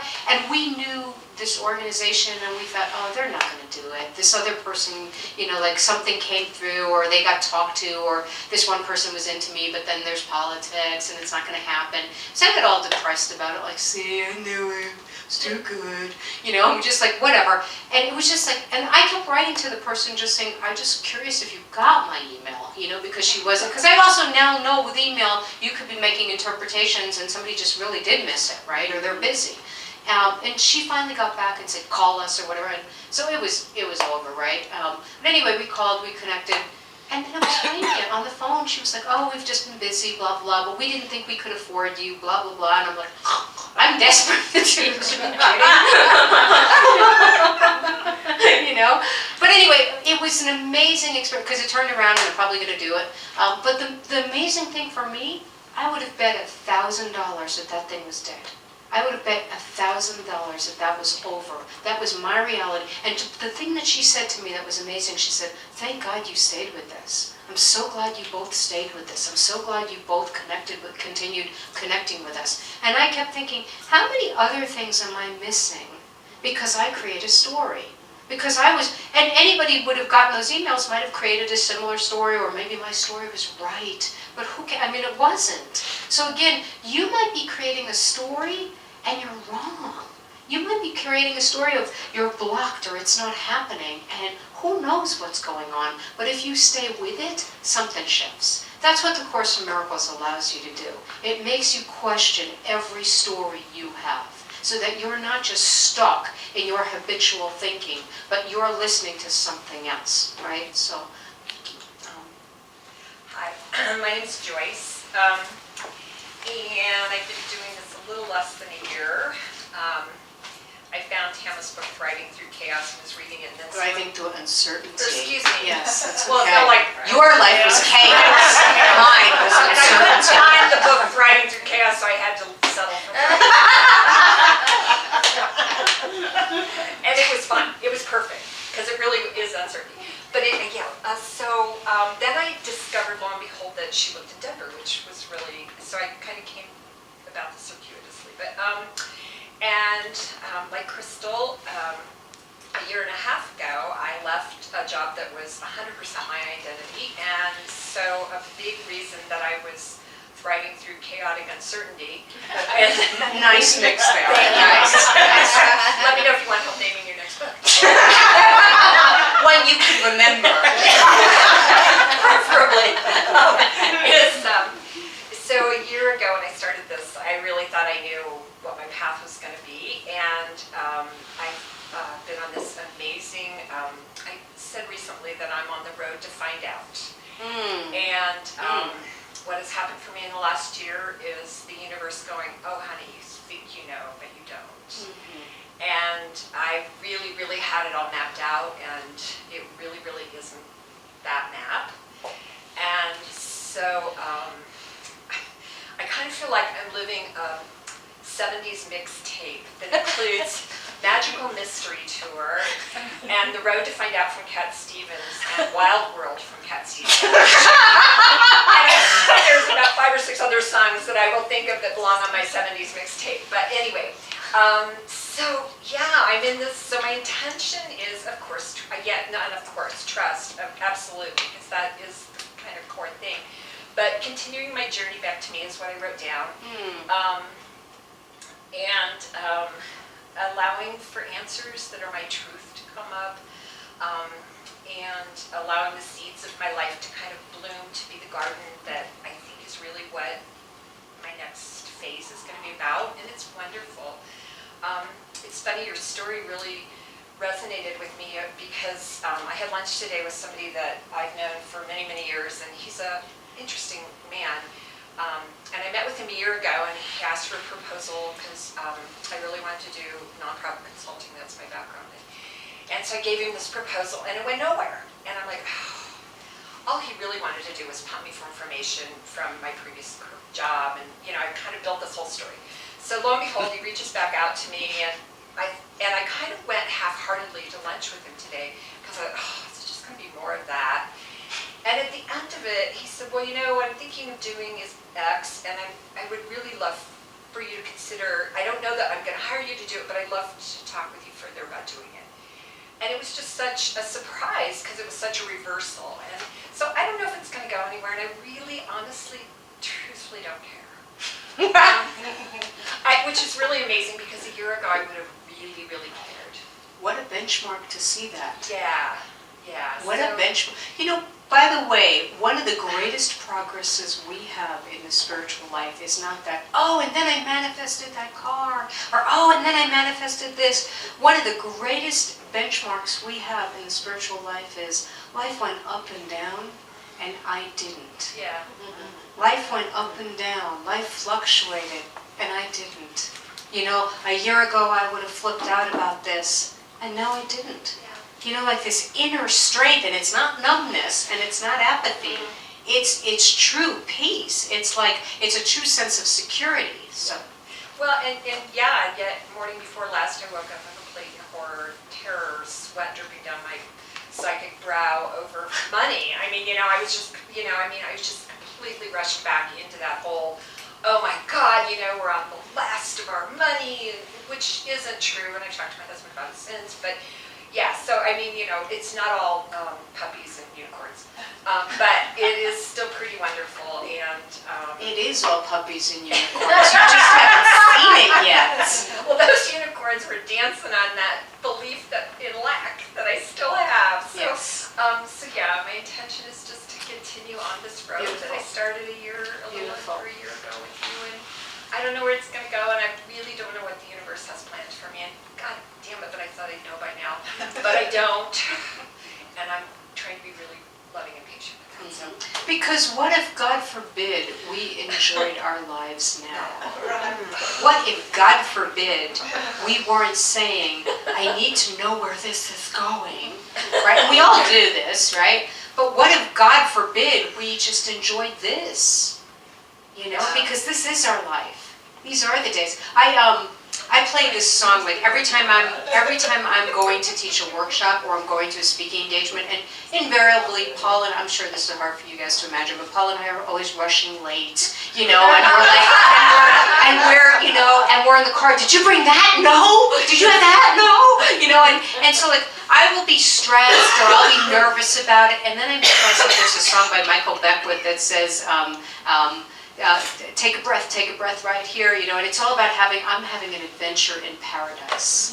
I'm having an adventure in paradise. And I will always remind myself, Tam, this is your adventure in paradise. Like you think, you're crazy, but this is your life. This is your moment. You would give anything to be in this moment another time in your life, right? These were the days when I was that age. This was the days when I was just worried about this, right? So, thank you. Yay. Hi, I'm Lorraine, and that's so funny you said Adventures in Paradise. I wake up every morning and I literally say I'm in paradise. And so one of my intentions is to just track where it goes from there. Like what's happening during the day where that changes, or what kinds of things are getting me off track, because I literally believe that's how it feels. It's so great. And I discovered that I have expectations of the world that are not being met. She has expectations of the world that are not being met. I find the world disappointing. She finds the world disappointing. And not what I thought would be happening by this time in my life. Yes. Having been born back in the 50s and the 60s, and having great expectations about where we were going as human beings. So I'm literally, when faced with those disappointing things, I'm saying your question, what if everything is happening exactly the way it should? And that's what I can do. I can ask that question. I can't accept that I think everything is it's okay, but I'm now at the point where I can ask that question with a straight face. Try that again. And be sort of willing and open to see what the response is to that. Where before I really was very judgmental and I wasn't open to asking the question or thinking there might be some kind of answer. That's fabulous. I know. That's Thank you, my dear. fabulous. Thank you. Wow. And the other thing I want to say is something that's just blown my mind. Marianne Williamson, people. She is a Course in Miracles teacher and writer, and she has qualified for the Democratic debates. She had to get 65,000 individual donations. And I'm not saying I'm voting for her, I don't know who I'm voting for. But the point is, a Course in Miracles teacher in the is a mainstream, president, baby. and she'll be in the debates, and she's got a website, and I'll tell you, I'm just sharing her stuff because I'm saying, this is revolutionary, this is different. I don't know what kind of president she would make. Well, Those other people ought to listen to her. Exactly. Oh my God. And she's smart, and she's Yes. articulate, and Yes. people are listening to her. But she's not getting enough mainstream coverage. Mhm. So that's why I've taken it upon myself to help that. That's awesome, Right. thank you. But it is, I mean, for those of us who've studied the course for many years, and it's really fun and cool to see somebody in the mainstream now, you know, of, They don't know where to categorize her. yeah, I'm sure they They don't. have no clue. I'm sure they don't. So to go back to that intention though, like, again, what if instead of resisting my life and thinking this was something that needs to be changed right now, what if I were looking at, for some reason, somehow, some way, this is helping me, this is imperfection. And to your point, Lorraine, of like the world not being where we thought, I'll piggyback on what Joyce was saying too, about like waking up and feeling like, oh my God, lack, or, you know, or financial stuff. Many times what happens to many of us is we circle our own issues again and again and again. We cycle through them again and again and again because we're going deeper. Because we're going deeper, because we're healing it deeper. Because, you know, we heal it on one level, but we weren't ready for that next level, right? That would have been too intense or too much. And then we're safer again, we go in for another dive. And then we go in for another dive. Because every time we hit one of those, and I hate them too, I hate them. But every time you hit one, you open up to even greater power and even greater healing because you walked through that, right? Or how can we maintain faith and love when the world is not the way we think it should be? How can we not lose heart? Because I'll tell you what, it's easy to lose heart. It's easy to get discouraged. It's easy to think it's all screwed and to not show up, right? It's harder to say, how am I going to show up anyway? How am I going to love anyway? How am I going to be the presence of the difference? So, thank you. I'm Melissa, and I've missed my liquid crack for the last 12 weeks. I've been coming since last September, and I do have some good news to share with you. Even though I did miss the last 8 weeks, my daughter, who was a sophomore in high, well now a junior in high school, was ranked second in the league, of our league, for assists for lacrosse, and she's ranked 14th in the state. Wow, So, awesome. that is a good thing. I am back because when I need my books and my, by the way, did you ever get them done so that I can have them in my bathtub so if they fall, I don't have to worry about drying them out? Waterproofing books. No, it's my marketing plan, because if you ruin enough of them, you'll buy more. Yeah. I am dealing with some really ugly stuff at work right now, and I'm trying to be, the last 12 weeks has been ugly because even Robin will tell you I'm not the same person. And it's not because I don't want to be there because of the job. I hate the people I work with. And they really don't have the same passion and compassion that I have. Not just Not you. The girls that I work with that are in my actual group. Being a financial counselor is a very hard situation in oncology, and when you don't have the compassion, it's really tough to, you know, if somebody makes a mistake, I feel like I'm working with kindergartners. Come to me as an adult, as a woman, and say, hey, this happened, can you see if you can fix it? Not CCing my boss of every single thing I do. I'm to the point now where I'm ready for the next step, and that is to start a foundation in my grandfather's name, and I am going to tackle it. Yes. So that is my next. Yes. I've been talking about it for years, and I'm now to the point. So you just, Melissa, you just gave us this beautiful, perfect example of how sometimes it is pain, and it is lack, and it is fury that moves us forward. You know, maybe Marianne Williamson would have run for president if the world wasn't in disarray, right? Maybe you wouldn't start a foundation that needed to be if more people cared about their jobs, right? But so many of the good things that are born in this world are born because they're answers to pain. And Carl Jung says that where you're wounded, you're gifted. Where you're wounded, you're gifted. But the very wounds, the very things you struggle with, often give rise to a new answer. That's beautiful. Yay. And by the way, I will say to all of us, if you have a desire or an idea that you have no idea how to make happen, please keep in mind this is a spiritual path. This is not of you. There is something higher and more alive in you that knows how to do for you what you don't know how to do. Yay, thank you. So we'll keep going around here. Hi, I'm Lori. I've been doing Course in Miracles since November, and my best friend Robin invited me. Thank you, God. Or Robin. Thank you, Robin. I think, well, first of all, I'm really resonating with what you said about expectations and being disappointed, but mine's less of the world and more of people.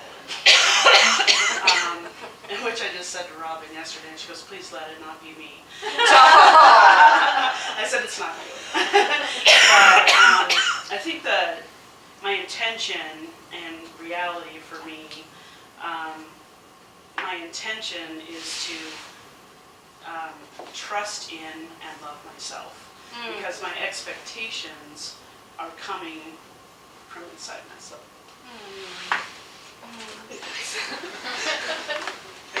So the expectations and the disappointment? Well, just like I'm not listening to myself. I'm not listening to myself. Not listening to that inner voice. I have very good instincts, but I don't listen. Yes. Oh, God. I have very good instincts, but I don't listen. And the universe loves us so much, it will send a Mack truck. And if it doesn't work with the Mack truck, it will send the collapsing bridge. It will send whatever we need. You know, because we are loved that much. And I'm not joking, like, you know, if there are things, like we do everything in the time that is ours to do it. There's never a delay. I don't believe in a delay. I believe we are doing it in the exact right time for us. And it has to get painful for you to trust that gorgeous voice. Wow. It's fun. It's time. Thank you. I'm Robin. AKA God.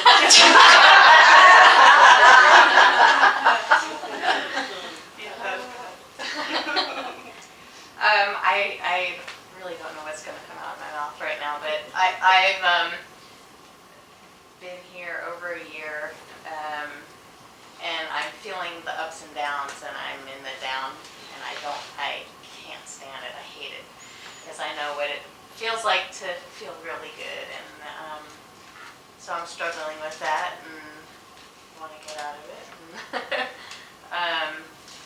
and I'm judging myself. Yes. Yes. Everything, I'm judging, so I think I need to be quiet again and listen, and yeah, it'll come to me, but Yes. I want the answer now, and it's not. And I'm you stuck right said now. something very powerful, Robin, because here's the thing. When you're disconnected, everything bothers you. Everything is upsetting. Everything is screwed up. Everything isn't working when you're disconnected. And then you can start feeling hopeless, like it's too far gone, it's too hopeless, it's too whatever. But what we forget is it's literally a shift away. It's literally one thought away. It's literally that it's almost like, oh honey, the lights are off. That's all that's going on. Turn the lights on, and it's like, shoo, another world. There's a line in the Course in Miracles that says, it is impossible to see two worlds. It is impossible to see two worlds. And what that means is, when I'm in the world of love, it is impossible to see the world of fear. When I'm in the world of fear, it's impossible to see the world of love. Right? And so you nailed it. It's really some of the most challenging things. How can I not judge myself for being in fear? How can I not judge myself for being disconnected?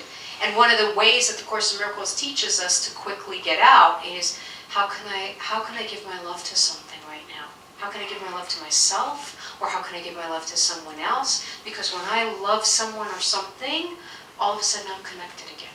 All of a sudden it's, just like, some of you mentioned being animal people, right? It's like you love your dog, or you love your cat, or you love your whatever, and all of a sudden things feel better, right? Same bill is on the table, same everything's on the table, but you just feel more connected. So, I'm glad you were here, honey.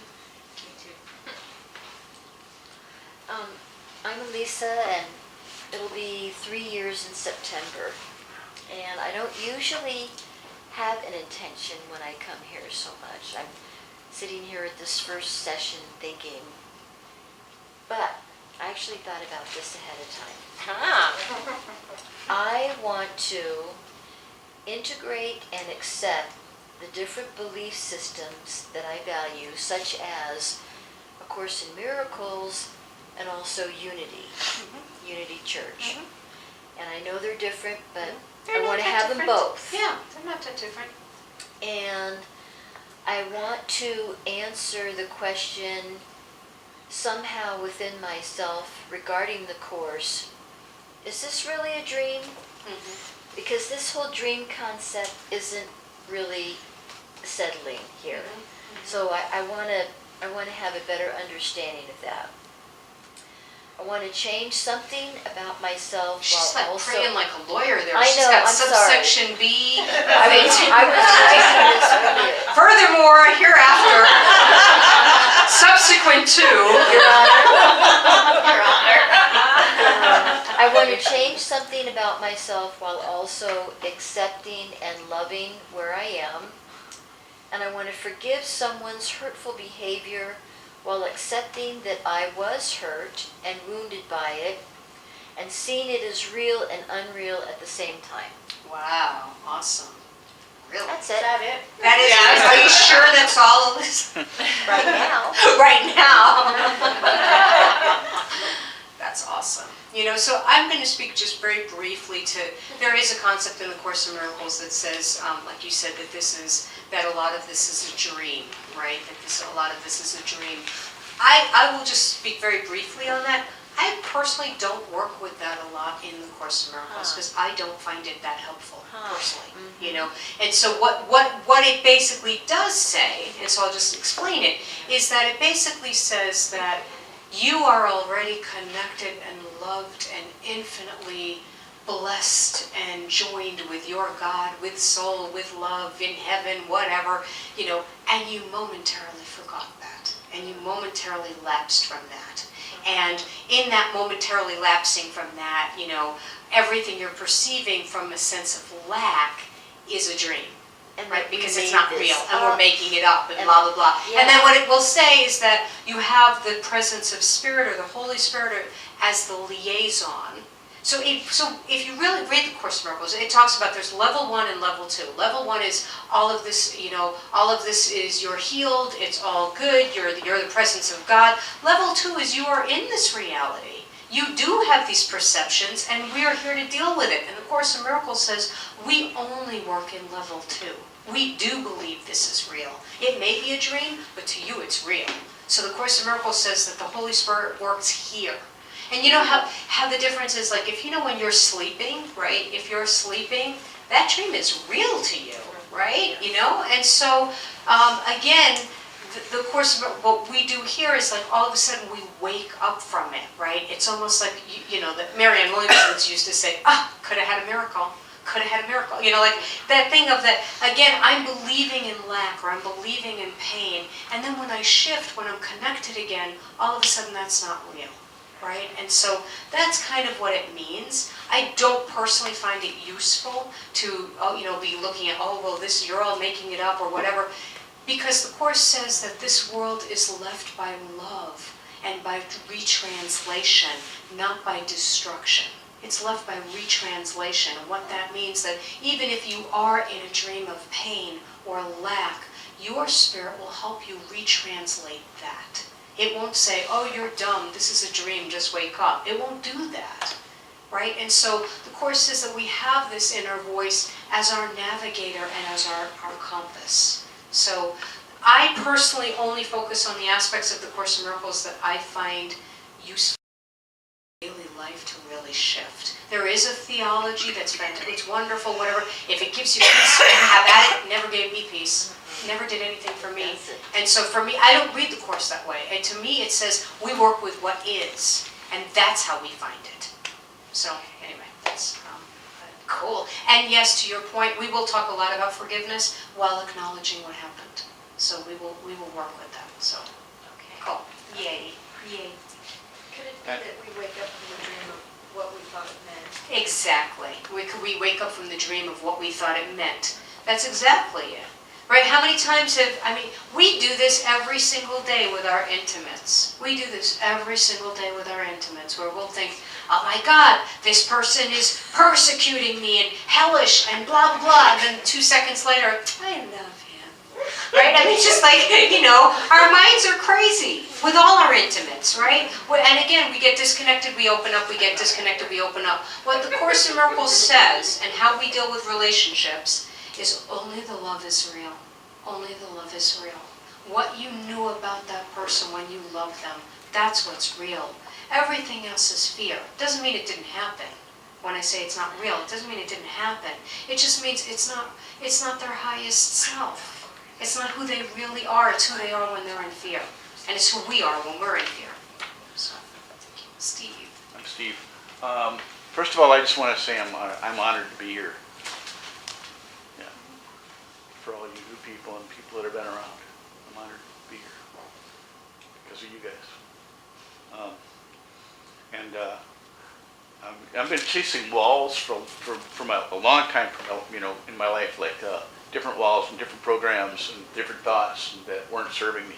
So I came here, and one of my intentions, I've been coming here for a while, I don't know how long, but I've been, chasing this thing about programs that I have, and I'm not even going to mention the program that I have, other than the fact that I'm seeing beyond the program to my awesomeness. And I'm not saying that in an egotistical way, because that will never, I don't think that'll ever be me. But I'm seeing some awesomeness beyond the other things that were there. And I just want to see more of that. Yeah. I want to see more of that picture. Because there's a picture that I don't see that I've been struggling to see, and I'm not struggling anymore. And I'm seeing the things standing in my way is where they're illusionary more now than they used to be. They're less solid than they used to be, and so I'm really happy about that. And that's beautiful. So, and I just want to share one other thing that happened to me that's a miracle. I talked to my brother this week. He have been trying to get a hold of him for weeks because he hasn't been returning my call. He's 78. And I love him to death. And he had a conversation. We never have these kind of conversations, but he had a conversation with me, and he's going to some church. And he said, Steve, I wish other people could feel what I'm feeling right now. And I'm going, really? Okay, well, what he said, I'm no longer afraid to die. Wow. Oh, wow. Yeah. And he said, yeah, I get it. I'm not afraid to die. And I didn't know that he was. Sure. But he heard a minister who spoke to him. Yes. This man spoke to him, and you have to know my brother, he's so direct. And he went up to the priest afterwards, and he said, or minister, when he said, did you write that sermon for me? Oh. And the answer is yes. Well, yes. Yeah. And what's so beautiful about this, by the way, is everyone will find their peace and everyone will find their way home in their way. Right? That's why it's not about like shoving a truth at somebody else. It's that everybody else will find their way in their way. Yeah, this is not who I know who my brother is, but this is a side of him he's never allowed to be exposed, ever. And he's a very in the moment person in some ways, and in some ways he's not in the moment at all.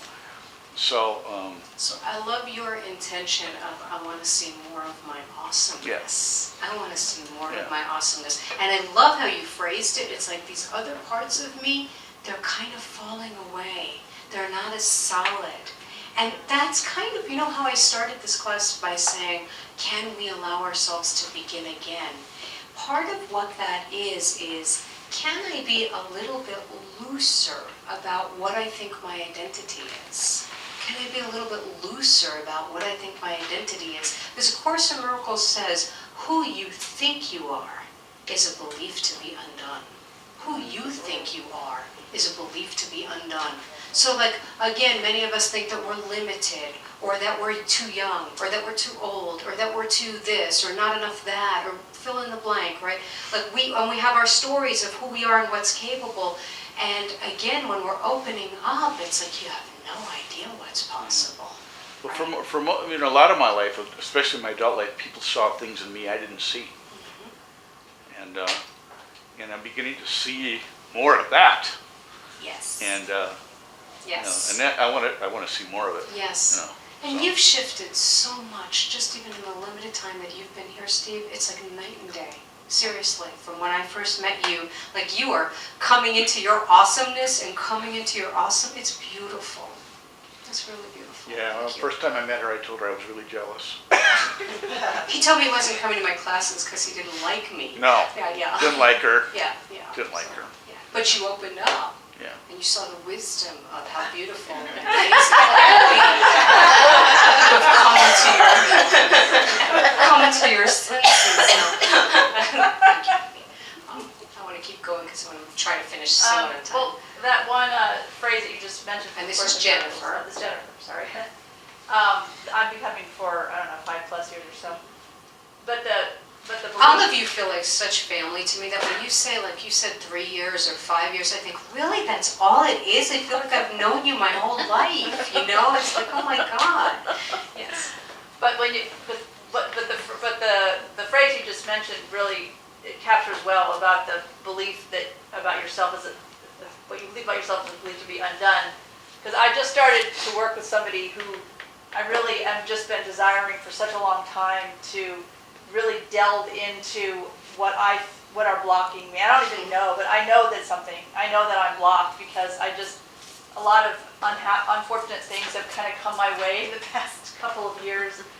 And so I just am really wanting the spiritual side of the peace, and then the practical talking it out side of things, but to incorporate both of those into sort of help me get through those blocks and I'm just really fortunate that I had one of my parents step up to help. Oh, Because cool. the reason why I haven't done it is just really for financial reasons, and so I'm just so grateful that I now have this opportunity to really get into my stuff, and so I'm really excited about that, even though I feel down at times about it, but I still, it's like two things at the same yin and yang, down and happy that I I'm can so get excited. into it, but yeah.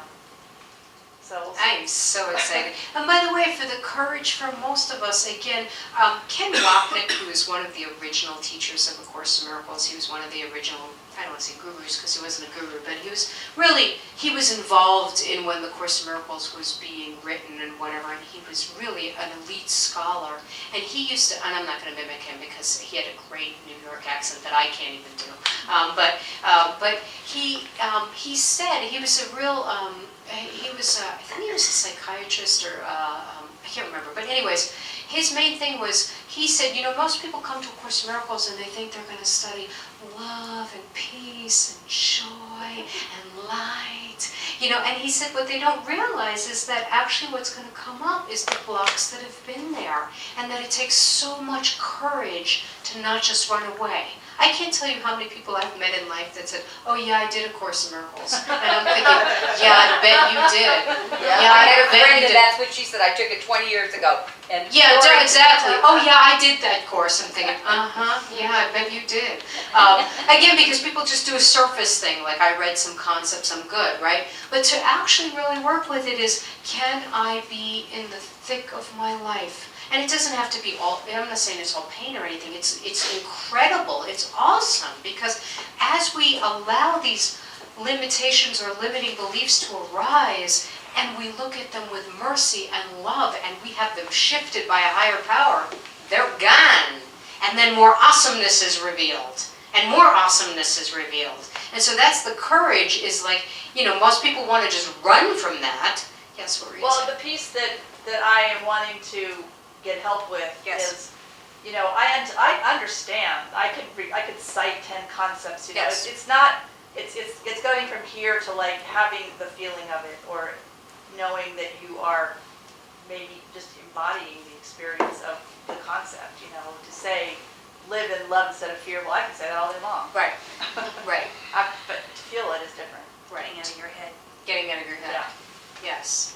That's a great intention to set, Yeah, you know. that's a big intention. That's but- a really huge intention. And by the way, whenever you're setting an intention that even seems like, but I have no idea how to do that. I have no idea how to do that. Again, keep in mind, that's how you know you're on the right path. If you have no idea how to do that, that's how you know you're on a spiritual path. Because we're not doing this alone. If you know how to do it, it's too small, right? And so it's like we're all trying to do it from our heads, but we're trying to rely on a higher power that like, I have no idea how to make this happen, but something in you does. Oh, I'm so happy. Yay. It's a new journey.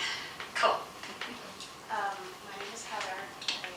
This is my third time, so I started last fall. Everybody's going to think this is the Hotel California. You know, you can check in, but you can never leave. I was really good. I know the first time when it came to me, I remember it being that I was stuck. But I had enough sense to kind of go back, having spent, 20 years before I was at an ashram, and I had bought the book, A Course in Miracles, it's 20 years old. And it was like always something I'm gonna get to. And then I just never did. I'll be honest, I have a hard time reading it now because it's like I'm tired. That's why I have job security. And a lot of times I don't really read the lesson. I just come just to hear it because I found that I was stuck, and at the time, one of the big things that I was stuck with is that I didn't like my job. It was a really toxic environment, and it was me. There's such a theme here. Yeah. And I took a new position. I got a new job. It was a lateral. It's really doing the same thing, but it just within a different department, and just with working with a group of people that, already at the outset, like it felt better, like the whole environment just felt better, and it's fine. I got a whole lot of other stuff going on in my personal life, and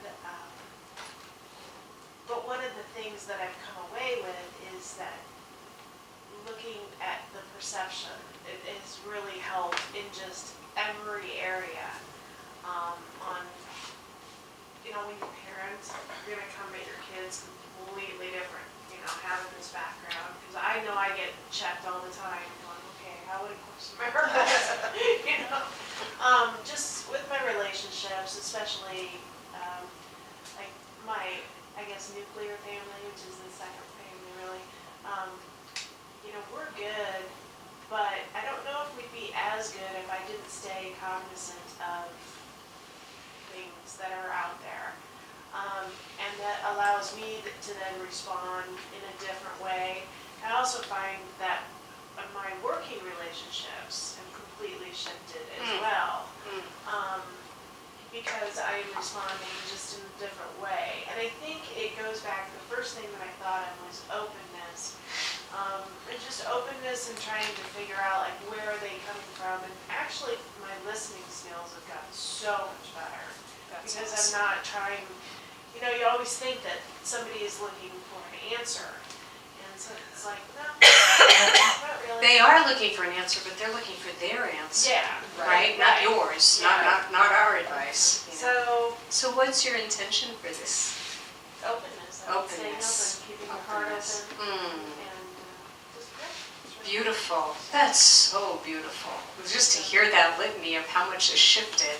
And we don't realize that, it's so hard to remember, but that every single, here's some guilt for us, right? But like every single thought we have I almost see it like I have this visual now. It's almost like ink that's being injected into the system, right? It's like if I come in, I think I lost my mic. No, okay. But again, that every thought I have, it's like it's affecting, there's this ripple Like, I've always believed I'm the innocent victim. You know, I can judge the hell out of you in my mind, but why are you attacking me now? Right? You know, and it's taken me years to realize, oh, like the thoughts in my mind, you can actually feel them. And oh, my energy is actually calling this out. Haven't you ever noticed, I mean, I had that experience after our workshop. I did a workshop on Sunday, and I just loved that workshop, and it was really great. I was just in this great mood afterwards, and I had all these miracles happen afterwards. I was playing with this guy I met in a store, and just like goofing around, and then we went to one of our favorite restaurants, and the guy comes out, and the waiter says, oh, Peter in the background said, he's going to chop my arms off if I charge you. The dinner's on him. You know, we love Tama. Like, it was just all this like flow of love that had not been happening before. And I know it's because I opened up. I opened up, and when I was open, the whole world was open, right? And so again, the whole world is just reflecting to us sometimes, or responding to us sometimes, and we're learning how to do that openness, right? And by the way, one of the ways I do it is I give my gifts. One of the ways that I get, you know, is like whether I feel connected or not, I give love. And if I give love or I give my gifts, all of a sudden it connects me. So, yay, I'm so glad you're here. Hello, hi, I'm Pam. I don't feel like I have anything really super troubling or traumatic going on right now. Oh shoot, well then you can't be with But us. yeah. Nothing traumatic and troubling. No, No, by the way, this is never about that. Please, the other thing, don't ever come into this group and think, oh, well, I don't want to say anything because that person has real problems. You know, and I'm only dealing with X. And it's like the Course in Miracles says there are no small upsets. There are no small upsets. They're all just thoughts, right? We all learn from each other. Plus, we want this group to rock out and take it higher and be fantastic. We want to hear when things are going great. We want to hear everything. So, yes, go ahead. well, things are going well, so. Yay! But I feel like I took this for the first time in your last session. Yes. And I've had a good spiritual practice for years. And then I bugged you incessantly to take No, it again no, because no, I liked love you. it. You know how I get that arguing that, no, well, you can't, because it's like, you know, you need to be there. You guys, you know what I'm talking about. Because I just signed up like 10 minutes ago, right? Or tomorrow. I feel like the last series gave me a deeper connection with my guidance, like it's a real thing. Like I'm feeling that as a real thing in my life.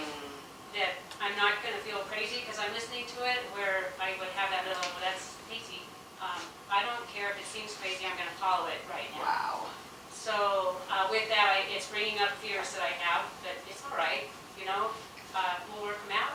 And then I maybe make a little blueprint if this is where I'd like to go, but now I'm learning to surrender, because I'm not very good at that. But through the last class, I really learned a lot about surrendering it, because, I mean, my forcing what I think is supposed to be isn't working, so I'm giving it over. And it's going to go to where it needs to go, maybe the way I want it to, maybe a way that's better, and to allow the universe to surprise me, like in a good way. I want to put that, you know how it takes it a challenge. Surprising. So you know how when you make a gift for somebody and you're excited to give it to them? I wonder if they guess what it is, or, you know what I mean? So this time I'd like to just keep deepening that connection and my awareness of spirit guiding me. I love it. I think that's my main thing. I love it. That's fantastic. And I love what you said, that I finally am accepting that my guidance is a real It's thing. a real thing. Can you imagine if we all knew, and rock solid knew, it's a real thing, and that what I know is real, and this safety is real, and this safety is guaranteed, and I can't screw it up. You know, I always think about, I always remember this example of Mother Teresa was interviewed a million years ago, and Paul and I always tell this story when we're doubting something, and she's this little thing, right, you know, and she was going into some war-torn country or something that she wanted to do like some mission with, and all the officials said, oh, no, there's no way you can go there, that's not possible, the borders are closed, and it's not safe for you, and you can't go, and she just looked at them and said, oh, no, we will be going. No, we will be going. God told me we will be going. You know, and it was just like, I love that, and she went. And, you know, I just love that clarity of like, who cares what the world, no, this will be happening, you know, because this is what I know. Isn't that amazing? But can you imagine if I deeply believe that the only fear we have in this lifetime is because we stop listening to that voice and we start draining it. We start draining our own faith because we're listening to other things or we're doubting ourselves. Oh, that's so wonderful, Well, Pam. thanks Yay. for all the, Thank it's been such a gift to be here, and everybody who shared last time and this time, thanks. And besides, I'm just in it for the comedy show, you know. Like, Not doing it now. not doing it now. Just teasing. No, that's awesome. Beautiful. Thank you. I'm Kendra, and I think I've been coming here about 6 months. It was before Christmas when I started coming. And Pam stole my attention. You can't. I'm just really trying to stop listening as much to that loud voice that's not always the right voice and start listening to the spirit voice. Because, if I look back on my life, it's never done me wrong. When I've listened to my spirit, it's always been the right thing and it felt good. It's just, I have that voice that speaks louder sometimes. And self-doubt and all those things that sabotage, miracle. So anyway, that's my intention. Awesome. Awesome. And by the way, the Course in Miracles says that the ego speaks first and the ego speaks loudest. The ego speaks first and the ego speaks loudest. That voice in you, that's conditioned. It's not wrong, it's not bad, it's not evil. But it is the thing that just speaks first and speaks loudest because we've been trained in that. You leave this room and you're going to hear it on the radio. You're going to hear it on the drive home. You're going to hear it with someone you meet. I mean, it's constant, right? And so it takes so much courage to listen to something softer. And also, there are many times where you feel like, I don't even hear it. I don't even hear something softer. I don't hear anything. And it's never that we don't hear anything. It's that we're listening to something else. I am listening to something else. And that's why I don't hear my own voice, right? And again, it is that discipline. And I deeply believe that every one of us who is doing this, we are bringing forth these magnificent powers in our own lives and in the lives of everyone around us. Because like Heather, like you shared about, my relationships are different and my family's a little bit different. Keep in mind, we influence everybody with the way that we're working. So I'm so honored by all of you.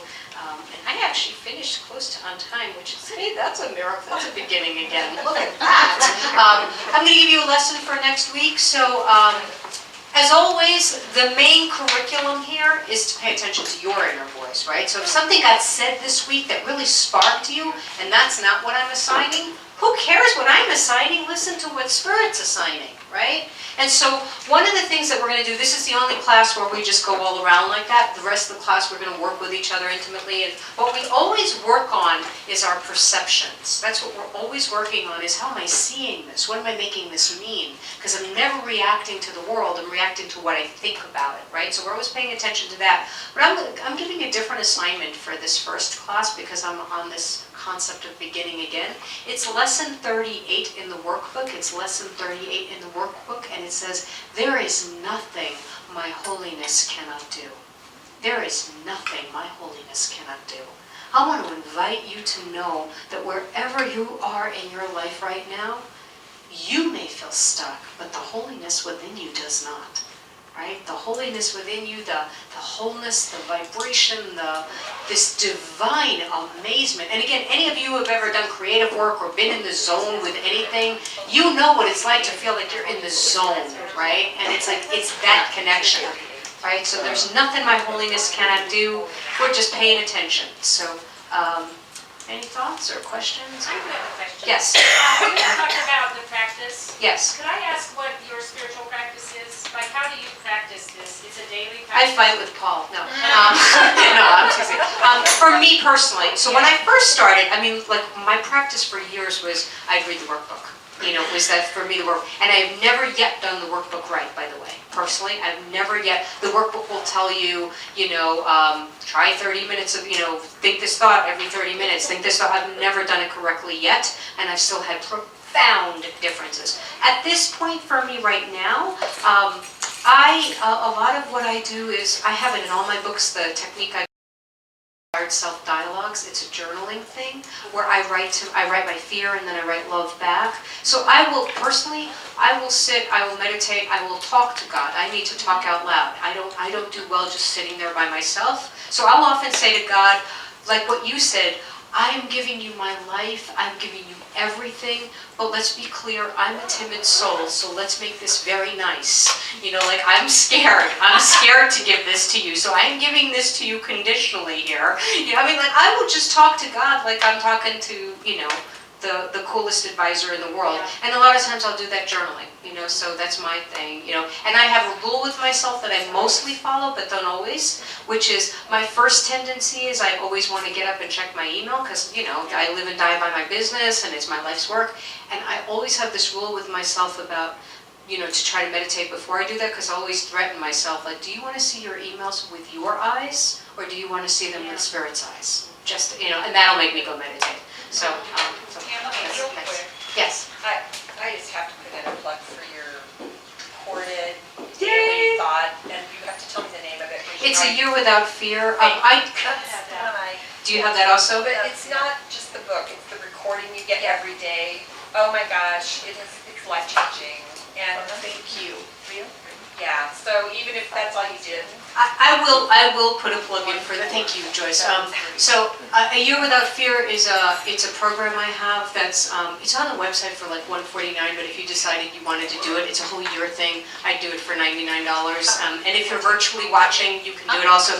But what it is, it's a 6-minute guided meditations that I do. Like, so it's based on my Year Without Fear book, and it's 6 minutes of a guided meditation just because I could never shut my own mind up. And thank you, because people have loved that. Oh my God, it's life-changing. Thank you, thank you, thank you. So anyways, yes, yes. So, Yes. we went out for dinner tonight, if anyone wants to go next week at 5 o'clock at Taco Tuesday, $2 tacos. Cool, very cool. Or if anybody wants to go after class sometime, like we haven't had any night owls.